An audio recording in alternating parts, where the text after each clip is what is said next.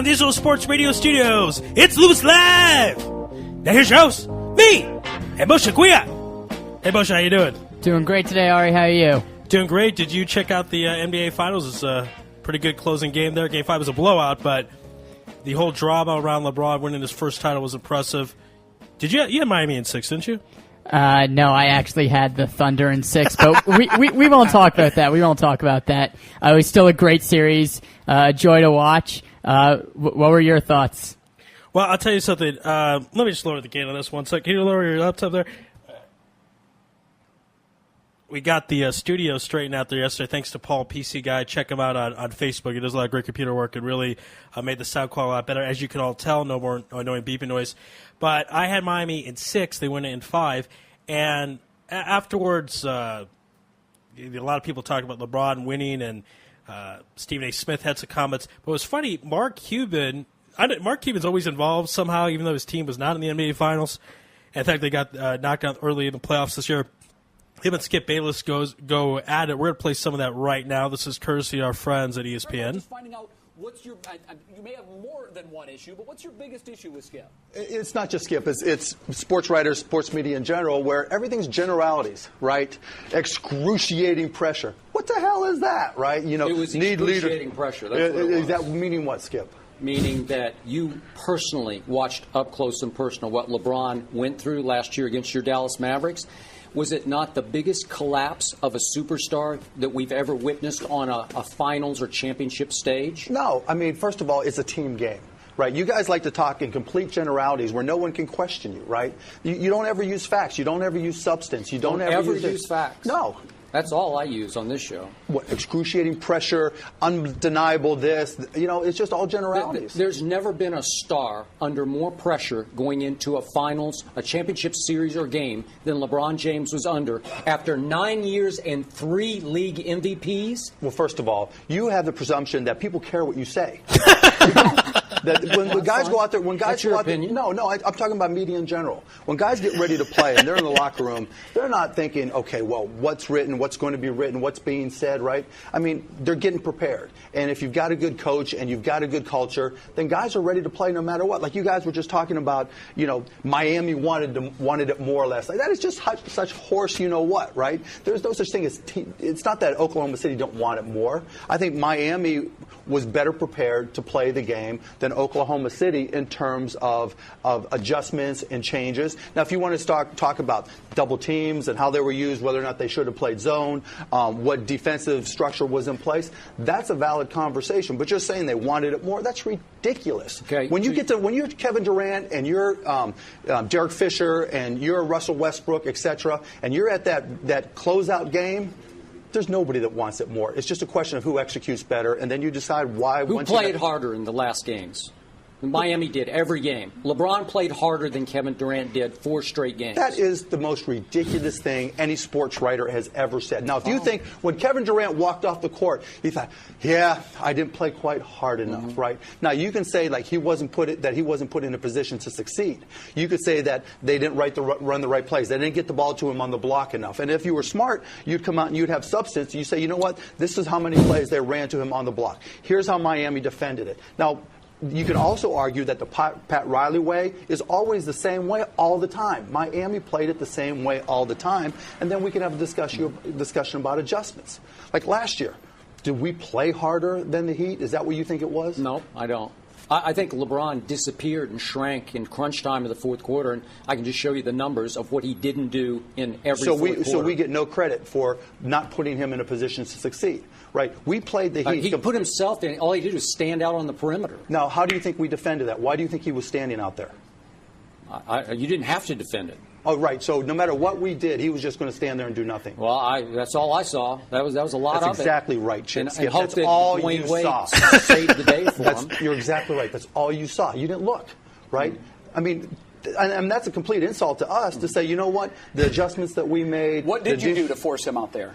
we had like 6, 7 different types of matchups in our zone, right? And we played man-to-man, and we had a variety of different switches, right? So we knew that 90% of his shots were going to come from the left-hand side, right? We knew that if you gave him room from the left, he was going to drive. Now, we didn't have the athletes that Oklahoma City did, so we had to plan differently. Sure. So we need to make sure that we pushed him out away, and then we gave him different looks every time he had the ball, because just forcing him to make a decision, right, to think about what he had to do, taking the time to read. Are we in a zone? What type of zone we're in? How are we matching up? What type of rotations are we in? Making him think made them pass the ball around the perimeter. Well, there you go. There's Mark Cuban. There's a reason why he's a billionaire. Skip Bayless is not. What do you think of all that, Moshe? He definitely has his opinions, and he's not afraid to share them. He's always been like that. He's always been a very outspoken owner. I think he's got probably the record for fines by the NBA to an owner. He's got a big mouth. Yeah, there's no doubt about that. He always makes a lot of good points, though, and whenever he's fined, by insulting the NBA, they fine him, and then they use his ideas. So he's one of my favorite owners, good friend here of the program. All right, we're going to get things started. We're going to actually have our first guest, and she is not a sports person. She's a sports fan. She likes the Yankees, of course. Who does it? She's very heavily involved in Nefesh B'Nefesh and all the good work they do out there. She's a big fan favorite here of the show, so it's been a while since we had her on, so we wanted to give her a call. And we're going to do that right now. Big show also after Laura Ben David. We're going to have on a pretty prominent attorney named Michael McCann, and knows a lot about the Roger Clemens trial. Roger Clemens, of course, was acquitted a few days ago. So is O.J. Simpson. That's right. Doesn't necessarily mean a whole lot there. But in any case, that is going to be discussed in great deal because I do like the law. My mom was a court reporter for a profession, so I used to study the law a lot. And we'll be talking about that. And then we're going to have later on a person who will discuss soccer, and named Peter McPartland from England. So that'll be a lot of fun there. And then we're going to have a gentleman named Yoni S., who's famous for sneaking into things, and he snuck into the NBA Finals. And then later at 7 o'clock from ESPN, Mark Stein. So good stuff right there. And we're going to get things started momentarily as soon as I can find the volume here. Okay. Looks like at this point I can't find the volume, so we're just going to dial.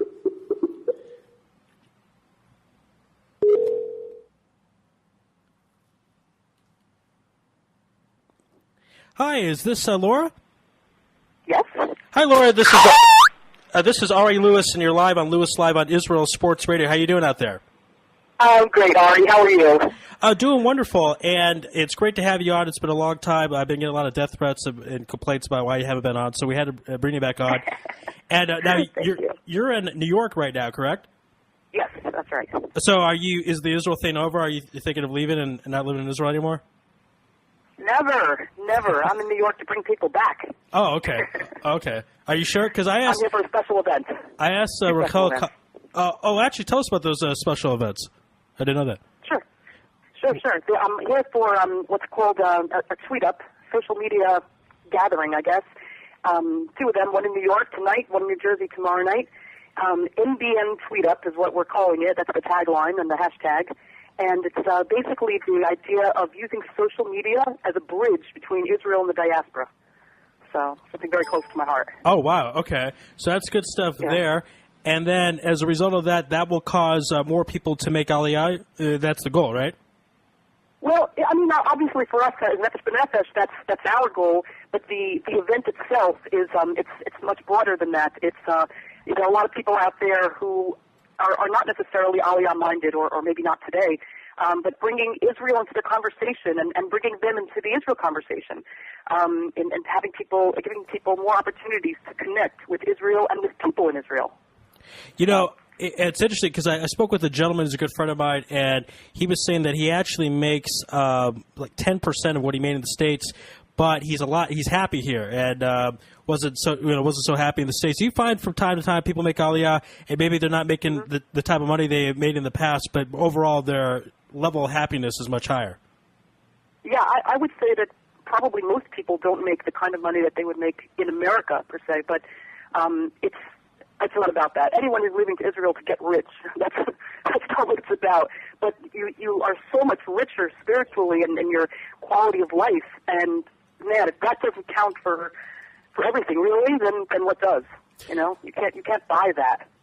No, it's true, and it's one of those things where you do see time and time again people that, let's say, have a lot of money but don't have the spiritual side or other side. They're not happy, and they do bad things themselves. We actually, you know, since this, of course, is a sports program, a gentleman named Greg Oden, who makes $8 million a year, recently came out and said he was an alcoholic and, you know, didn't have the spiritual side intact. So it is something important. And it seems like this generation maybe takes it for granted they can just hop on a plane through Nefesh B'Nefesh and go to Israel because, 100 or not even 100 years ago, 70 years ago, really we didn't have that opportunity. So do you think sometimes people forget that and take it for granted?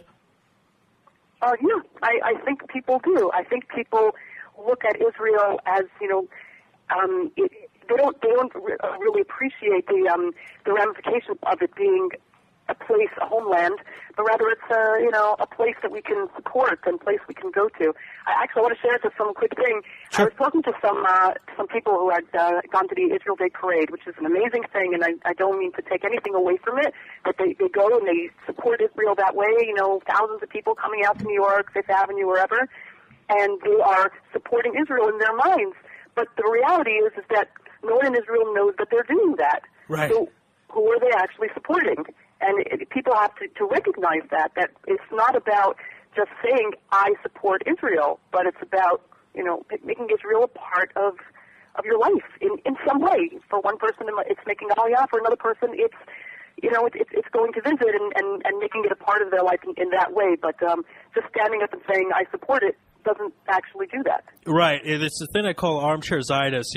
They love Israel from the United States, and they wave a flag on Independence Day, and then they go home, so to their house. And sometimes it's like that's not enough. Like I was speaking with Rabbi Charles Libo over Sukkot because I met him about 8 or 9 years ago. I was involved with campus advocacy, and then I saw him about 6 months ago. I said, it's interesting. I feel like I don't know, I'm not doing the advocacy stuff anymore, but he said, yeah, but you live here now. And sometimes that's more, that's more important than actually being on a college campus. Sometimes people think, well, if I'm on a college campus, I'm doing my part. That's definitely important, but being here is really what matters and really makes a difference, right?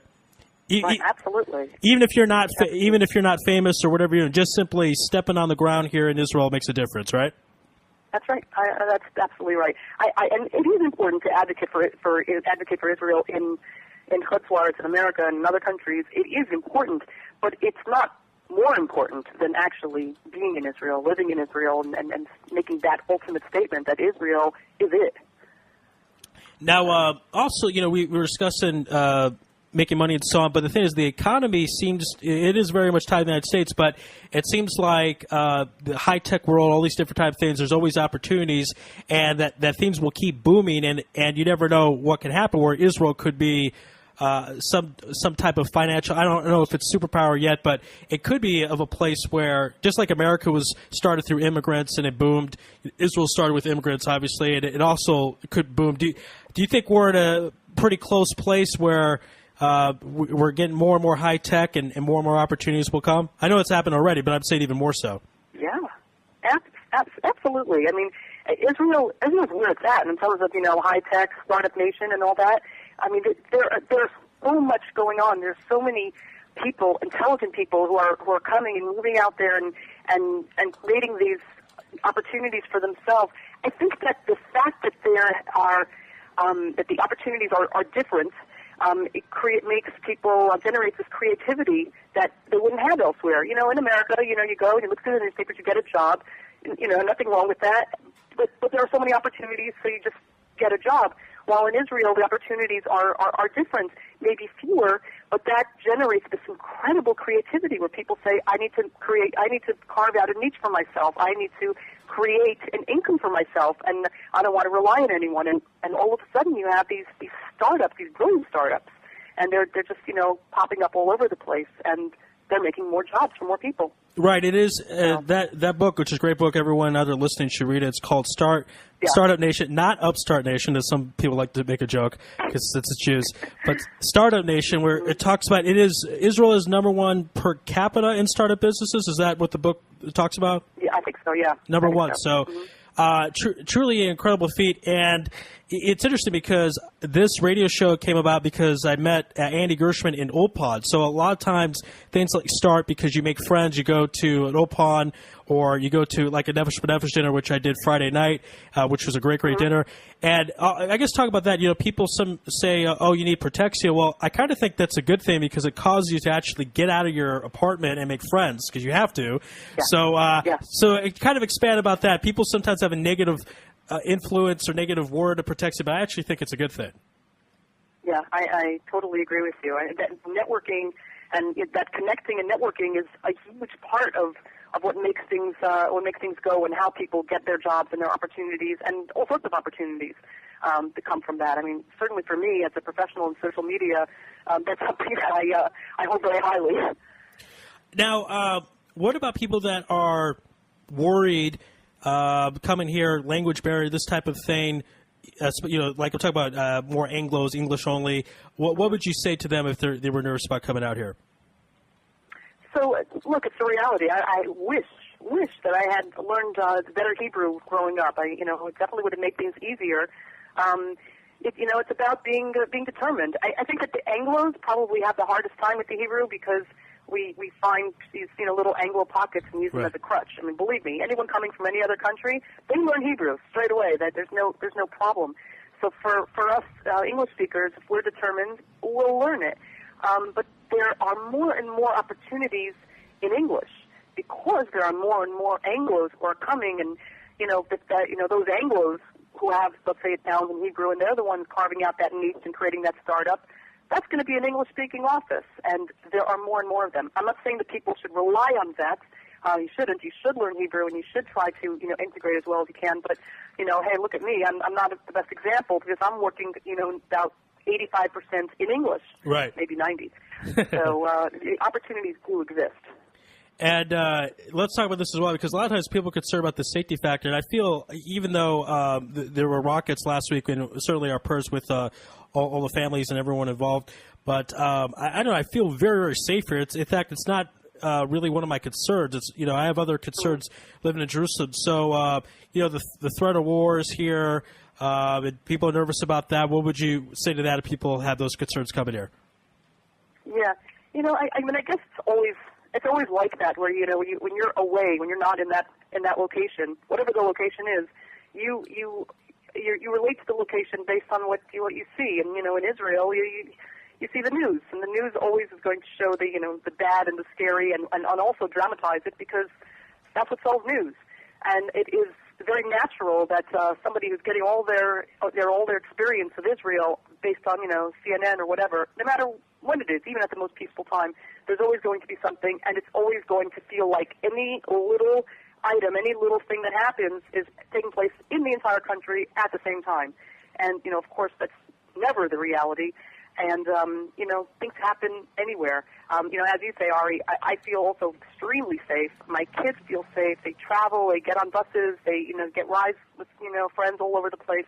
My kids feel comfortable to travel the entire country if they wish to. They don't generally, but they could travel from the north of Metula down to the south in Eilat comfortably by themselves, the older ones, without any problem at all. And I wouldn't have a problem. Safety-wise, I might have a problem with them being gone that long, but safety-wise, I would have no problem at all. Yeah, I sometimes don't take buses because, number one, I like to walk, and number two, sometimes it's a little too crowded for me or I'm not in the mood, but it's not a safety issue. And also, I'm a big-time Jerusalemite. Like, I actually very proud. I went 7 months in a row last year, all in Jerusalem, and didn't leave once. I was very happy about that. Wow. And I went amazing. I went to the Kotel 207 days in a row. So wow. Yeah, I love. Good for you. That's really cool. I've never done anything like that. I love the Kotel in Jerusalem. And like I feel very lucky because our ancestors wanted to come here thousands of years to that spot, and I get to go whenever I want. And there are Jews out there who haven't gone 207 times in a lifetime. I know you're not supposed to brag about it, so I have to be careful because I could lose credit for it. I don't mean to do that, but I think that's fantastic. I'm just saying. I don't get there that often, but I do love the fact that I work in Jerusalem, so I don't live there, and I appreciate it every day. I get in the car, we drive, and we enter Jerusalem and look around, and you'd think I've been here 10 years. You'd think that at that point, it's just kind of same old, and it's not. I love it. I appreciate it. I enjoy it. I feel honored and blessed to be able to come there every day to work. Yeah, it never goes away. I've only been here 4+ years, but I appreciate every day. Actually, I was at the Kota earlier today, and Vladimir Putin was on his way, so they kind of blocked some stuff off, which was nice. Israel is I feel they're very nice to other foreign leaders, show great hospitality because, if Bibi was coming to D.C., I don't know if they would have blocked off certain parts of I don't know if the White House is the best example, but certain parts of a big-time site so we can come in. And I almost think they were a little too nice to Vladimir Putin because I wanted to go in the tunnel since it was really hot outside. But I guess if you talk about that we show great hospitality to leaders of other countries, non-Jewish, Jewish. We show great hospitality to non-Jews as well that live in Israel. So if you can just touch on that a little bit for our audience. I guess it's not something that I particularly experience that much since I don't actually live in Jerusalem. I don't see it. But I do see that, Israel is, I guess people have this image of us being this kind of backwater, kibbutznik, wandering around with sandals all the time and not very proper. And it's not true. And we have, a great deal of respect for people, for, as you say, for other leaders. People care. People, maybe show it a different way, but people do care, and it does make a difference. And whether it's leaders or Hollywood actors, they care about them too. Right. But we care. We care. It makes a difference to us, and we're real people, and we're not we're not a bunch of nomads wandering around on camels. We're people with we're a respectful nation and a respectful country, and we show respect. And because you said celebrities, like when Madonna comes to the Kota, I guess they do make a big deal. I don't know if they should or should not, but I guess it's nice that they're kind of do that. Oh, now we just got a chat in from Benji Lovett. I don't know if you ever heard of. Oh God. Okay. He wants you to say, Laura. He wants you to say not 4, not 5, not 6, not 7. Wait a minute. Maybe he wants you to comment on that. Okay, Benji's not so clear on this. What? Okay, LeBron. What do you want me to comment on? LeBron James just won the NBA title with the Heat, and when he got to Miami 2 years ago, he said not 4, not 5, not 6, not 7. All right, Benji, you're gonna have to clarify a little more what you want Laura to do because I don't know what that is. But did you get a chance to watch the NBA Finals? No, but I knew that they won the Heat. I'm from Florida, so. Oh, okay. That was a little minor significant thing. Actually, the owner of the Heat is a guy named Mickey Arison, or Arison, who. Oh, Benji just said, "Darn it, you didn't understand. I'm imitating LeBron. That joke was only for you." Smile. Okay, well, so thank you, Benji, for having me read that on air. But anyway. Sorry, Benji. Yeah, so Benji, hope you can now actually say something to Laura since she's the guest. That's usually how it works. You don't have to talk to me all the time. But so yeah, Mickey Arison, he's one of the owners of the Heat, and he's Israeli. There are a couple Israeli owners in professional sports. So I was happy to see LeBron win it because I say 3 times a charm, and it's like the temple. Like we had 2 taken down, third one will stay up, and that'll be the charm. Like 3 times. They also in Israel, I think there's a saying that says 3 times is ice cream. I don't know if you ever heard of that. No. I had an Israeli tell me that because we have 3 times the charm in the States, and in Israel 3 times is ice cream. Right.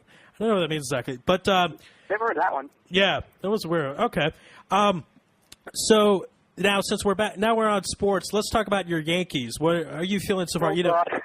Well, because Jeter I looked like. I didn't phone up on this before the interview. I just flew in.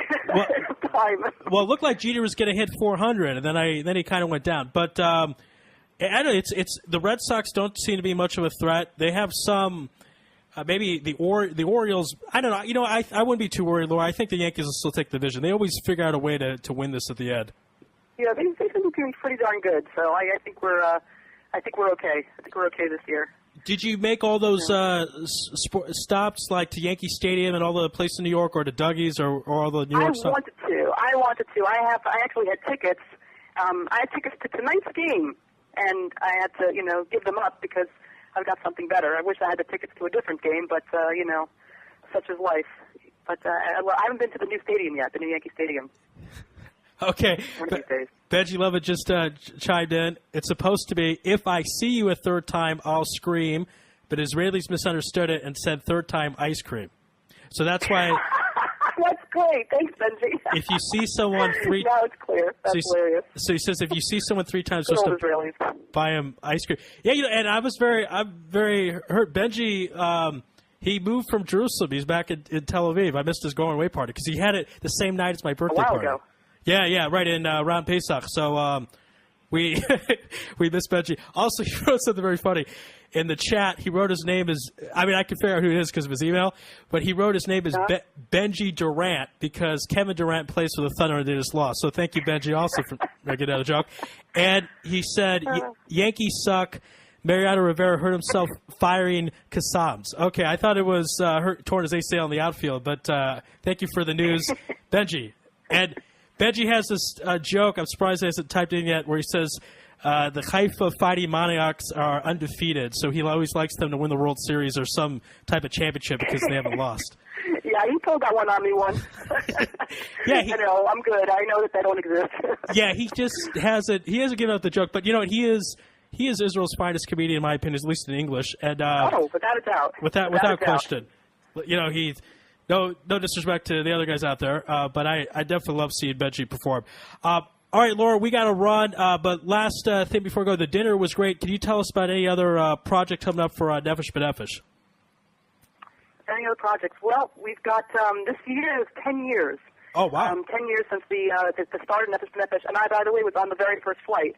Oh, so wow. It's very significant for us. It's our 10th anniversary. And we're doing a lot of special things for the arrival ceremonies and for, some other surprises coming up. So, people should keep their eye on our Facebook page, on Twitter, on Nefesh B'Nefesh, and definitely keep an eye on the ceremony. And if they haven't already signed up to come to the ceremony, it's nbn.org.il/ceremony. Come on over. It's going to be really, really special. Oh, wow. Okay, so that's great stuff there. And that's interesting. You're on the first flight. That's good. That's good stuff. Yeah. All right, Laura, we appreciate the time. Also, Benji Lovett said he's your biggest fan. Wanted to send that out to you as well. So mutual, Benji. Very nice stuff. All right, Laura, we'll be in touch. Thank you very much for being on Louis Live and IsraelSportsRadio.com. My pleasure. My pleasure. Thank you. Sure. Be well. Okay, bye-bye. All right, that was Laura Ben David from Nefesh B'Nefesh, and we appreciate her time here on the program. Does everyone able to hear that last part? Okay, we're still playing with the sound. Interesting there. Okay. All right, we're still working on the stuff. Now, we're going to take a break. On the other side is a very famous attorney who will discuss the Roger Clemens trial and much, much more. His name is Michael McCann. We're going to take a break. This is Louis Live in Israel, SportsRadio.com. You're tuned in to the only all-sports talk network in the Middle East, IsraelSportsRadio.com. Body and Soul Gym in the heart of Talpiot. Great machines, excellent staff, and wonderful classes such as Pilates, yoga, and kickboxing. Give them a call at 02-678-8861. Once again, that's 02-678-8861. www.body-soul.co.il. Once again, that's www.body-soul.co.il. That's Body and Soul in the heart of Talpiot, which is great for your body and your soul. You're already using a credit card every day. Why not feel good every time you make a purchase? When using the HAS Advantage Support Israel Visa card, a percentage of each purchase you make will be donated to your choice of 24 Israeli-based charities, while still earning a reward point for every dollar spent. But wait, these rewards are even better than the standard rewards you get, especially when using them towards Israel travel, with the best conversion rate on El Al's Matmeed Frequent Flyer program. Earn double points at some of your favorite supermarkets and restaurants in the U.S., as well as discounts all over Israel. If you love traveling and supporting Israel, HAS Advantage is the card for you. Just give us a call toll-free at 1-866-6-ISRAEL. Sign up right now with the code ISR10 to earn 2,500 bonus points. That's 1-866-647-7235. HAS Advantage. Earn rewards. Support Israel. Offer valid for U.S. citizens only. Terms and conditions do apply. When dialing from within Israel, please dial 1-800-200-818. Israel Sports Dynamics specializes in football consulting, equipment, uniforms, and more. Great brands such as Nike, Russell Athletics, Shutt Sports Products, and many more. Just one call away. With over 30 years coaching experience with university and professional athletes, Terry Hill, owner of ISD, can advise you for all your sports needs. Call 054-581-3248. That's 054-581-3248, or visit our website at www.isdisrael.com. If that's not easy enough, click on the ISD banner on the Israel Sports Radio website and be part of the game. Are you tired of paying for expensive gym memberships that you don't use? Are you frustrated by not seeing results? It's time for the X1. Israel Gym Systems is proud to launch the X1 suspension and bodyweight training system. Lose weight, build muscle, improve balance, coordination, and flexibility. With your purchase of the X1, you'll receive a free membership to IsraelGym.com and access to our archives of videos and exercise plans. Sign up today at www.israelgym.com and get ready for the new you. Israel Gym X1. Higia Hazman. DJ Venom, DJ Venom, DJ Venom, DJing parties throughout Israel, birthday parties, weddings, club events, bar mitzvahs, bat mitzvahs, and much more. You pick the type of music, and DJ Venom will turn your event into the party of the year. Available Sunday through Thursday. Call 052-952-6506 or email djvenom1984@yahoo.com. That's 052-952-6506 or email djvenom1984@yahoo.com. Book your party today. That's DJ Venom. Broadcasting live from Israel. IsraelSportsRadio.com. Back here, I should say the name of my own show a little better. Sorry about that, folks. Back here on Louis Live, our thanks to Laura Ben David from Nefesh B'Nefesh. That was a lot of fun. Thank you, Benji Levitt, for your comments. We're now going to continue the program with Michael McCann, who is an attorney for. He's done just a lot of work all over the place, but he was the attorney for Maurice Clarett in his lawsuit to try to get in the NFL early, if you recall that case. Hi, am I speaking with Michael? This is he. Hi, Michael. This is Ari Louis. You're live on Louis Live in Israel Sports Radio. How you doing out there? Doing great, Ari. How are you doing? Oh, doing wonderful. It's a pleasure now to have the professor at Vermont Law School, legal analyst, columnist at Sports Illustrated, and on-air legal analyst for NBA TV, Michael McCann. And, Michael, before we discuss NBA legal issues and other issues of that nature, I want to go to the Roger Clemens trial, which wrapped up not too long ago, about a week ago. I think in our hearts we know that something fishy happened. He probably took HGH, but at the end of the day, was it the Pettit testimony of kind of going back and forth? McNamara's ex-wife, excuse me. What was the final thing at the end of the day that caused Roger Clemens to have a not guilty verdict? I think part of it, like you noted, Ari, was the testimony of Andy Pettit, who prosecutors expected to be much more convinced of the alleged conversation he had with Clemens back in 2000, where initially Pettit had indicated that Clemens told him definitively that he had taken HGH, but on the stand, Pettit backtracked a little bit. He said that he wasn't exactly sure as to what was said, that memory isn't perfect. That's understandable. I mean, it's hard to remember what we said last week, let alone 12 years ago.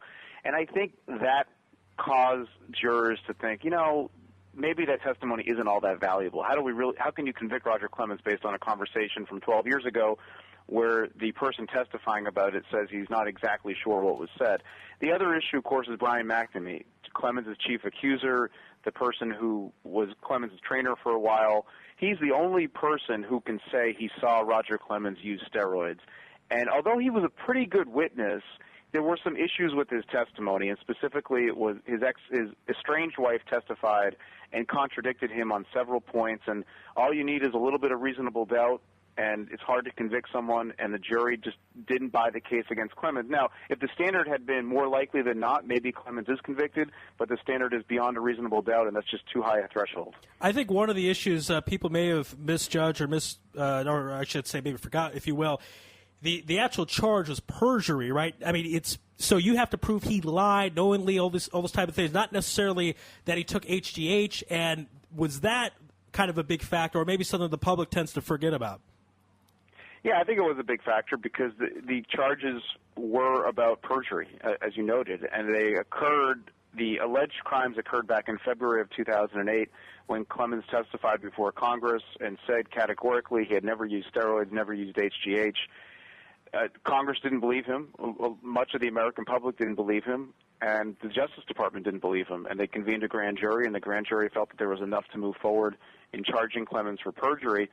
But, you know, the issue there, again, is the standard, the fact that it's beyond a reasonable doubt, and there wasn't an airtight case against Clemens. There's one person who can say he saw Clemens use steroids, and that was just too hard for the prosecution to get over. And also, Clemens had a pretty good defense. He had ex-teammates testify as to other explanations for why Clemens had a late in career success.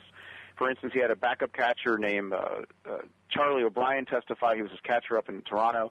And O'Brien said, you know, Clemens learned a new pitch, the split-fingered fastball, and that's why he did so well late in his career. So it gave jurors another reason to think, I'm not sure it was really steroids. Okay, and that again, like you said, reasonable doubt, that could be enough. Of course, the public will have their own thoughts, and we'll see what happens regarding the Hall of Fame and the writers and all that stuff. Let's go to the Jerry Sandusky trial. You know, I'm sure you saw that video. I believe it was about 6 months ago, the interview with Bob Costas, which really freaked me out. I mean, there's really no other way to say it. Kind of slammed himself in my eyes as far as guilt. And a lot of times with these cases, rightly so, people feel uncomfortable about coming forward, about talking about what happens. But once one person does it or two people do it, then the whole barn door opens, if you will, and everyone comes out of the woodwork and says what happens.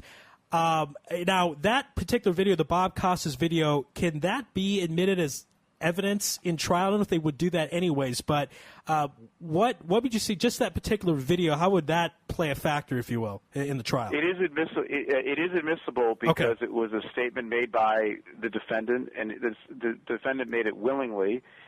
In the U.S., we have the Fifth Amendment right to not be forced to testify against ourselves, and this helps criminal defendants. So if you're a criminal defendant, the prosecution can't put you on the stand unless you choose to do so. But if you go out and make public comments, that can absolutely be used in a trial. And this is what happened here. Sandusky went on Bob Costas, and he said, oh, you know, I've never done anything wrong in terms of children. I might have been a little awkward, but I never raped them or molested them. But the interview backfired because he came across, like you noted, Ari, as strange, to say the least. And he kept repeating, I think Costas said something like, are you sexually attracted to children? And instead of saying no defiantly, he repeated the question, said, am I sexually attracted to children? No, I'm not. I mean, you know, it just made people wonder, well, if someone were to ask you that, you would say categorically, instantly, absolutely not. Right. And that wasn't his response. And it made him look strange, suspicious perhaps. And, you know, that was one piece of evidence. But the key in that trial was the 8 men who testified believably that they were raped. And they gave real reasons why they didn't come forward initially, including the fact that they were afraid. They didn't think anyone was going to believe them. And Jerry Sandusky was a legendary defensive coordinator. They were in a small community where these types of things, I think, are perhaps more likely to occur because it's you have heroes made out of coaches, and it's hard to speak out against them. So it was a bad set of facts for the victims. And let's face it, he was convicted of 45 out of 48 counts, and he's going to be going to prison for the rest of his life. Yeah, and you know, it's one of those things when justice happens, you want to. It's just there are no winners in a trial like this, but you're happy that justice still occurred. And one of the interesting facts, just so our listeners will know, what was the statute of limitations on those crimes? Because a lot of the crimes that occurred were 15, 20 years ago, if you will. What was it in that particular state on child molestation? It varied by charge, okay. And more or less they covered in the last 5 years. And although they were able to get in some other ones, it did bar other potential claims against Sandusky. I assume there were other instances of child rape that he committed back in the 90s, maybe the 80s, maybe the 70s, that he will never be held accountable for. Oh, wow. All right, so that is a shame. But as far as, jail time, I mean, he's going to die in prison. So that type of thing, to some degree, there's still justice there. Also, another curious thing about this particular trial, how were they able to screen jury members because if I'm the defense, I'm going to say, well, these jury members or potential jury members saw the Bob Costas video and they've seen all the negative press regarding Penn State and Joe Paterno and all this kind of stuff. How did both sides get together to make sure there was a fair jury selection? If there was a fair jury selection, maybe there wasn't, but how do they go about doing that? I think it's distinguishing between fair jury and jury that has some knowledge but can still be fair. And here the jurors were picked. Many of the jurors had ties to Penn State, either professionally or because they have family members connected to the school. But in a community like that, in a small community that's dominated by the university, it's a college town. It's hard to find people who don't have some tie or another to the school. And in terms of knowledge of Sandusky, there's just no way of someone not knowing about it. This came up in the O.J. Simpson murder trial back in 1994-95, where it's hard to pick jurors who are totally unaware of a high-profile case, and judges basically have decided that doesn't mean somebody can't serve on a jury. Just because you're aware of something doesn't mean that you can't look at facts fairly, and the jurors pledged that they were going to be objective, and I think they were, to be honest, because instead of instantly coming back and convicting Sandusky after the trial had ended, they waited a few days. They reheard testimony, and I think that shows that they were giving it real serious thought and that they took their duties objectively. It's interesting because you're right on where I think people forget jury members are still human beings. The question is if they could do it fairly, and that's the bottom line. That's the bottom question. And I think at the end of the day, the Sandusky trial was conducted fairly and a fair jury selection process. So at the end of the day, justice was served. Let's go on to the NBA, in particular, the lockout of last summer. I got to tell you, Michael, when that was going on, I thought for sure it was a lockout. I said on the show this is going to be end of the season. They're going to lose the season. It was a shame because we had such a cultivating and captivating NBA finals. You were right on top of that. At the end of the day, what was the reason, the real reason why we did not have a lockout as far as a full season, and we were able to play 66 games? We had 80% or so of a season, full playoffs. What was the reason that the two sides were able to get together and fix this thing? I think one reason is that the players recognized that the legal process was slow, and that, often we hear, someone's going to get sued. Well, that's fine, but that doesn't mean a court's going to hear the lawsuit instantly. And in the case of the players' lawsuits against the league, there were two of them that were eventually combined into one. It was going to be months, and just having a hearing. And had that occurred, they would have lost the whole season. They wouldn't have been paid that season. And then they could try to have an antitrust trial against the league, but antitrust litigation takes years normally. So the whole litigation pathway for the players as sort of a hammer ended up not being a hammer at all. It just wasn't a credible threat because it's too slow of a process. And also, case law suggested that the league was in pretty good shape because the NFL had won its litigation against the players. So, I just don't think the players had a whole lot of leverage. And also, but a lot of players may not have saved up enough to lose a season worth Right. of paychecks. Right. And that motivates people, yeah. Yeah, absolutely. I think I always go back to the lockout, and I kept talking about this last summer, of the NHL after 2004. They lost the season, and they were going to lose the second season. The players finally caved in, and they got less. I don't remember the exact numbers, but basically the owners were offering, I think, a $39 million cap.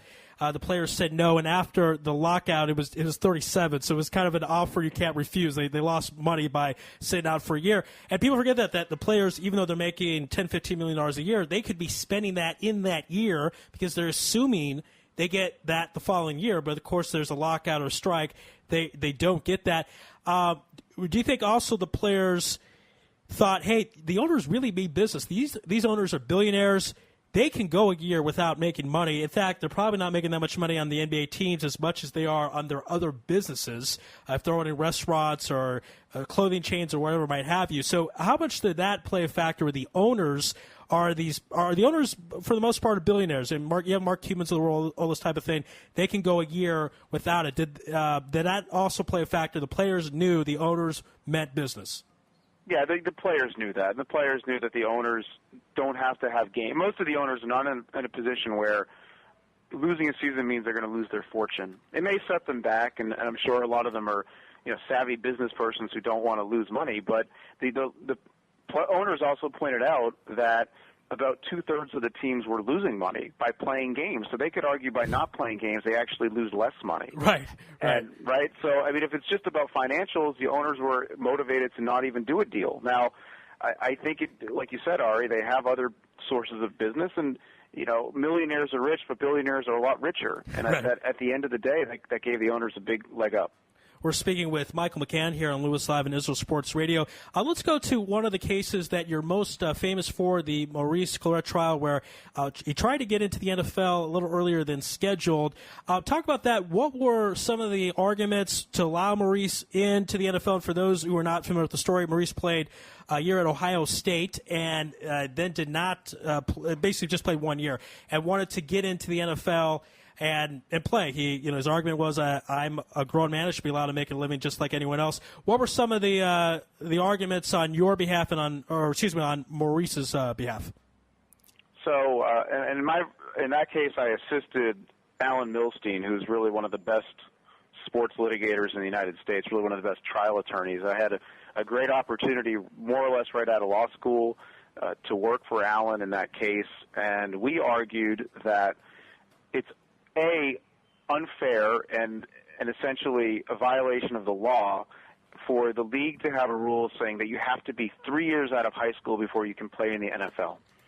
That what this does is it forces players to play in college where they're not paid and where they're one hit away from losing everything, and they make a lot of money for their colleges. In the United States, college sports are huge, and the players get room, board, and tuition, and some other things, but Maurice Clarett was from a very disadvantaged background, didn't have a lot of money, and he had the highest-selling jersey of all time at Ohio State at that time, and yet he didn't get a penny from that. So his rationale was, well, I want to be paid for my services.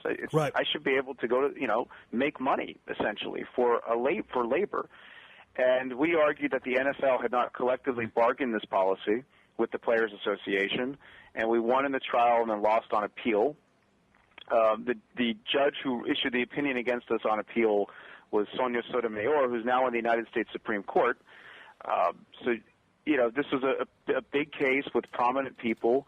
We ultimately were not able to persuade the court that the rule was not collectively bargained, and even if it had been collectively bargained, we thought it was still a violation of the law, because if you think about it, the people, if that rule is collectively bargained between owners and players, it's not the players who are retired, it's not the players who aren't yet in the league, it's current players.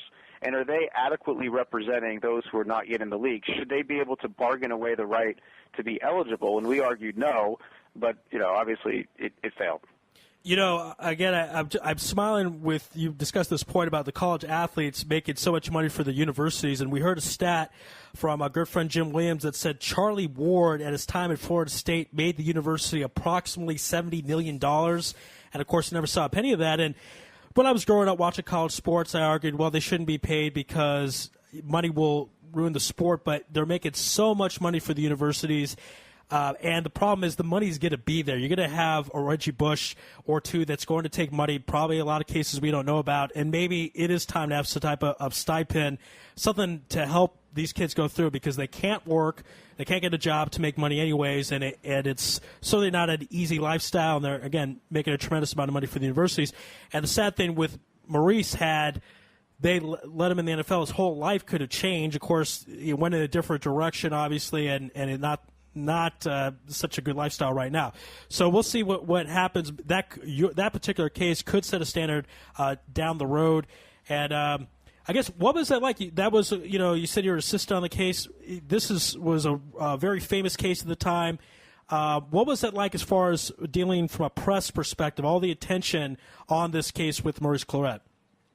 It was like a totally different experience from a law school ever trained before. That's for sure. Right. In law school, you get these exams and write some papers. They don't train you for this, and it was an important experience in my life. Obviously, I would have preferred a different outcome, but I got involved because when I was in law school, I wrote a paper on players who wanted to jump from high school to the NBA, and I did an empirical analysis of players who had done so, not only looking at on-the-court performance, but also off-the-court in terms of getting in trouble with the law. And I found that players who had jumped from high school to the NBA are really the best group of players in the NBA, and that it's irrational to not let them go directly from high school to the NBA. Because, you know, in the United States, you can go play baseball, hockey, right.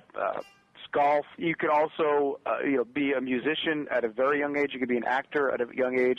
And yet only football players and basketball players have to wait a period after high school before they can essentially turn pro and play in the top-level league. And I had sent Alan Milstein that paper, and he read it and brought me on the legal team. So that was, rarely is it what you write in law school ever going to get read, let alone help you get a job. But wow. It did in that case. And it was dealing with the media, which now helps me because now I'm in the media. Yeah, it was an amazing experience, but still, looking back, there's always a sense of disappointment because at the end of the day, the person we were representing was the real victim. I mean, I still firmly believe he should have been in the NFL in 2004. I think he would have been no later than a second-round pick, and I think his life would be radically different than it is today. Yeah, absolutely. It is a shame, and who knows what would have happened. That's kind of one of the more frustrating parts. Could have been a talent, could have not, and we don't know, and we won't get to know. Before we let you go, I want to talk about some of the personal accomplishments you made, especially as far as where you've been interviewed, in addition to this show, of course.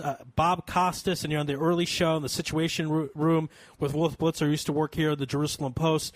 What is that like? What is it like to meet these people in person and have them ask you questions? And when you see them interview everybody, politicians and athletes and movie stars and all this kind of stuff, what was it like to sit and be on their shows?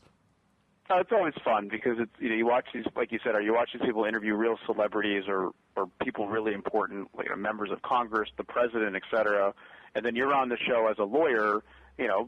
Like a lot of other people, just a regular lawyer. It's always exciting, and you feel honored. It's sort of a humbling experience as well. But by and large, these are really nice persons. In addition to being great interviewers and among other skills that they have, I think a lot of members of the media are really nice people, and they're doing their job, and it's great to be able to be interviewed by them while they're also interviewing, like you said, very prominent individuals. Now, last question before I let you go. Of course, you studied law at Harvard Law. Did you ever take a class or work with Alan Dershowitz? I'm a big fan of his, so I've got to ask that for you. I did not take a class with Professor Dershowitz, but I got to know him separately, and really, obviously, an amazing professor, amazing attorney, but also an incredibly nice individual. I mean, I'll just say that he learned my name instantly. He asked questions about what I was doing. This isn't somebody who seemed above it all. This is somebody who will talk to anyone and get to know you, and unfailingly polite. And sometimes I think when people become stars, their ego gets out of control and things like that. Not him. I mean, he's a down-to-earth person who really cares about students and cares about what they're writing, and fundamentally, he's a teacher. And I think that really says a lot about him. Yeah, and one of the most proponent people of Israel, if you will, he wrote a book called The Case of Israel, visits on occasion, defends Israel in the media several times on different talk shows. And I remember growing up as a kid watching him battle, if you will, with Jerry Falwell on Geraldo Rivera's show. And, me and my father would watch the show, and my father said, Alan Dershowitz just has a different brain. There's just something different inside. It was always enjoyable to watch, very entertaining, as was this interview. Michael, we appreciate the time here on Louis Live. Thank you so much. We'd love to do it again with you in the future. You got it. Thanks for having me on. I'll be happy to go on again. All right. Thank you, Michael. Be well out there. Yep. Take care. All right. That was Michael McCann, who's kind of done a little of everything, a professor at Vermont Law School, as I mentioned. We really touched about the Maurice Claret trial, the Sandusky trial, and the Roger Clemens trial. And going back to the Sandusky situation again, you don't know what to say. It's not one of these things where you just kind of jump up and down and say, yes, they found him guilty because there were so many victims involved. But that's the sad thing about justice. Justice has to happen, period, whether you're happy about it or not, or whether it's not going to change what happened. But justice still had to happen. And, also another thing about my father, he told me as a kid that those people that molest and abuse children, they get the worst in prison, worse than murderers and robbers and all this kind of stuff. So he's definitely getting his. What goes around comes around. And it's just a shame that there weren't more things done. I don't know how much more Joe Paterno could have done. It's very hard to say. It's a tough position because he was friends with him for 15, 20 years. So to turn him in completely, I don't know. I don't know what to say. I don't know what any of us would have done if we were in that particular situation. But Sandusky's position saved him from going to prison. He should have been from a long time ago. He should have gone to prison as soon as he did it in the 80s and 90s. And had he just been a regular Joe Schmo, would have probably gone to prison earlier. There would have been less victims. But these things do happen. Absolute power corrupts absolutely. He was in a very high position. And I'm no psychologist, but they say things that child molestation is a disease and so on and so on. It's one of these things I can't understand because he has such a prominent position. He could get most women that he wanted. It's not like he's a movie star or a president, but a pretty high position. I mean, Penn State football is king in that community, and he was the coach on that team and making a good salary. So you would think he wouldn't have to do that. It's one of these things I'll never understand. Again, I'm no Freud, but it was certainly sad that it happened, but good that there was justice. And Michael talked about the jury selection process, the video with Bob Costas, all that stuff. We appreciate his time. It's fun to talk law here. I sometimes think, or used to think when I was a kid about becoming a lawyer. I didn't like to read. I still don't like to read. So that didn't really work out. Law school that first year is pretty much all reading. But I still like the law, enjoy it, and like Talmud and all that kind of stuff. We're going to take a break, and we have a very special guest on the other side. He's going to discuss soccer. Of course, the Euro is in full effect right now. I live on Emmett Refine Street, and they are loud all night, cheering the Euro. These different restaurants, the pizza places have their TVs out so people can sit in and order the pizza and watch TV. People are screaming whenever there's a chance for a goal. They're very much into it. So the Euro is in full effect, as I mentioned. So Peter McPartland will be on the other side from England. This is Louis Live in Israel, sportsradio.com. You're tuned in to the only all-sports talk network in the Middle East, IsraelSportsRadio.com. Body and Soul Gym in the heart of Talpiot. Great machines, excellent staff, and wonderful classes such as Pilates, yoga, and kickboxing. Give them a call at 02-678-8861. Once again, that's 02-678-8861. www.body-soul.co.il. Once again, that's www.body-soul.co.il. That's Body and Soul in the heart of Talpiot, which is great for your body and your soul. You're already using a credit card every day. Why not feel good every time you make a purchase? When using the HAS Advantage Support Israel Visa card, a percentage of each purchase you make will be donated to your choice of 24 Israeli-based charities, while still earning a reward point for every dollar spent. But wait, these rewards are even better than the standard rewards you get, especially when using them towards Israel travel, with the best conversion rate on El Al's Matmeed Frequent Flyer program. Earn double points at some of your favorite supermarkets and restaurants in the U.S., as well as discounts all over Israel. If you love traveling and supporting Israel, HAS Advantage is the card for you. Just give us a call toll-free at 1-866-6-ISRAEL. Sign up right now with the code ISR10 to earn 2,500 bonus points. That's 1-866-647-7235. HAS Advantage. Earn rewards. Support Israel. Offer valid for U.S. citizens only. Terms and conditions do apply. When dialing from within Israel, please dial 1-800-200-818. Israel Sports Dynamics specializes in football consulting, equipment, uniforms, and more. Great brands such as Nike, Russell Athletics, Shutt Sports Products, and many more. Just one call away. With over 30 years coaching experience with university and professional athletes, Terry Hill, owner of ISD, can advise you for all your sports needs. Call 054-581-3248. That's 054-581-3248, or visit our website at www.isdisrael.com. If that's not easy enough, click on the ISD banner on the Israel Sports Radio website and be part of the game. Are you tired of paying for expensive gym memberships that you don't use? Are you frustrated by not seeing results? It's time for the X1. Israel Gym Systems is proud to launch the X1 suspension and bodyweight training system.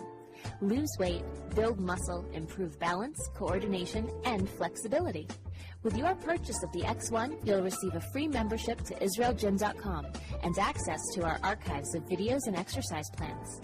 Sign up today at www.israelgym.com and get ready for the new you.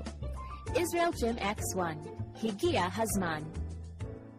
DJ Venom, DJ Venom, DJ Venom, DJing parties throughout Israel, birthday parties, weddings, club events, bar mitzvahs, bat mitzvahs, and much more. You pick the type of music, and DJ Venom will turn your event into the party of the year. Available Sunday through Thursday. Call 052-952-6506 or email djvenom1984@yahoo.com. That's 052-952-6506 or email djvenom1984@yahoo.com. Book your party today. That's DJ Venom. Broadcasting live from Israel. IsraelSportsRadio.com. Back here on Louis Slaver, thanks to Michael McCann, attorney extraordinaire. We're going to continue discussing soccer and the Euro with our next guest. Moshe will do this interview, and the gentleman we're going to interview is named Peter McPartland. So we're going to call him right now, dial him up. This is Louis Live on IsraelSportsRadio.com, and we thank everyone for tuning in. Also, check out our store when you get the chance, which is on the store tab. Click on that. Great stuff there. So, hi, am I speaking with Peter? Yeah, speaking. Hi, Peter. Sorry about that delay there. This is Ari Louis. You're live on Louis Live on IsraelSportsRadio.com. How you doing out there? I'm okay. Very well, thank you. We want to get right started. I'm going to introduce you to my co-host. His name is Moshe Kwiat. Moshe, go ahead. Hey, Peter. How you doing out there in England? I'm great, thank you. Unfortunately, we're going to start off the show by talking about the match last night. Quite a disappointment for England. I thought that they looked fairly solid for the first 20 minutes or so. What happened after that? I mean, they just, I don't even really know how to explain it, but Italy just kind of took over. Yeah, they looked okay for the first 20 minutes, as you said, but I think fatigue was a massive part of it. I think one of England's major problems is they just can't keep the ball. Not very good, at passing. That's not the English style. It relates well with the Premier League.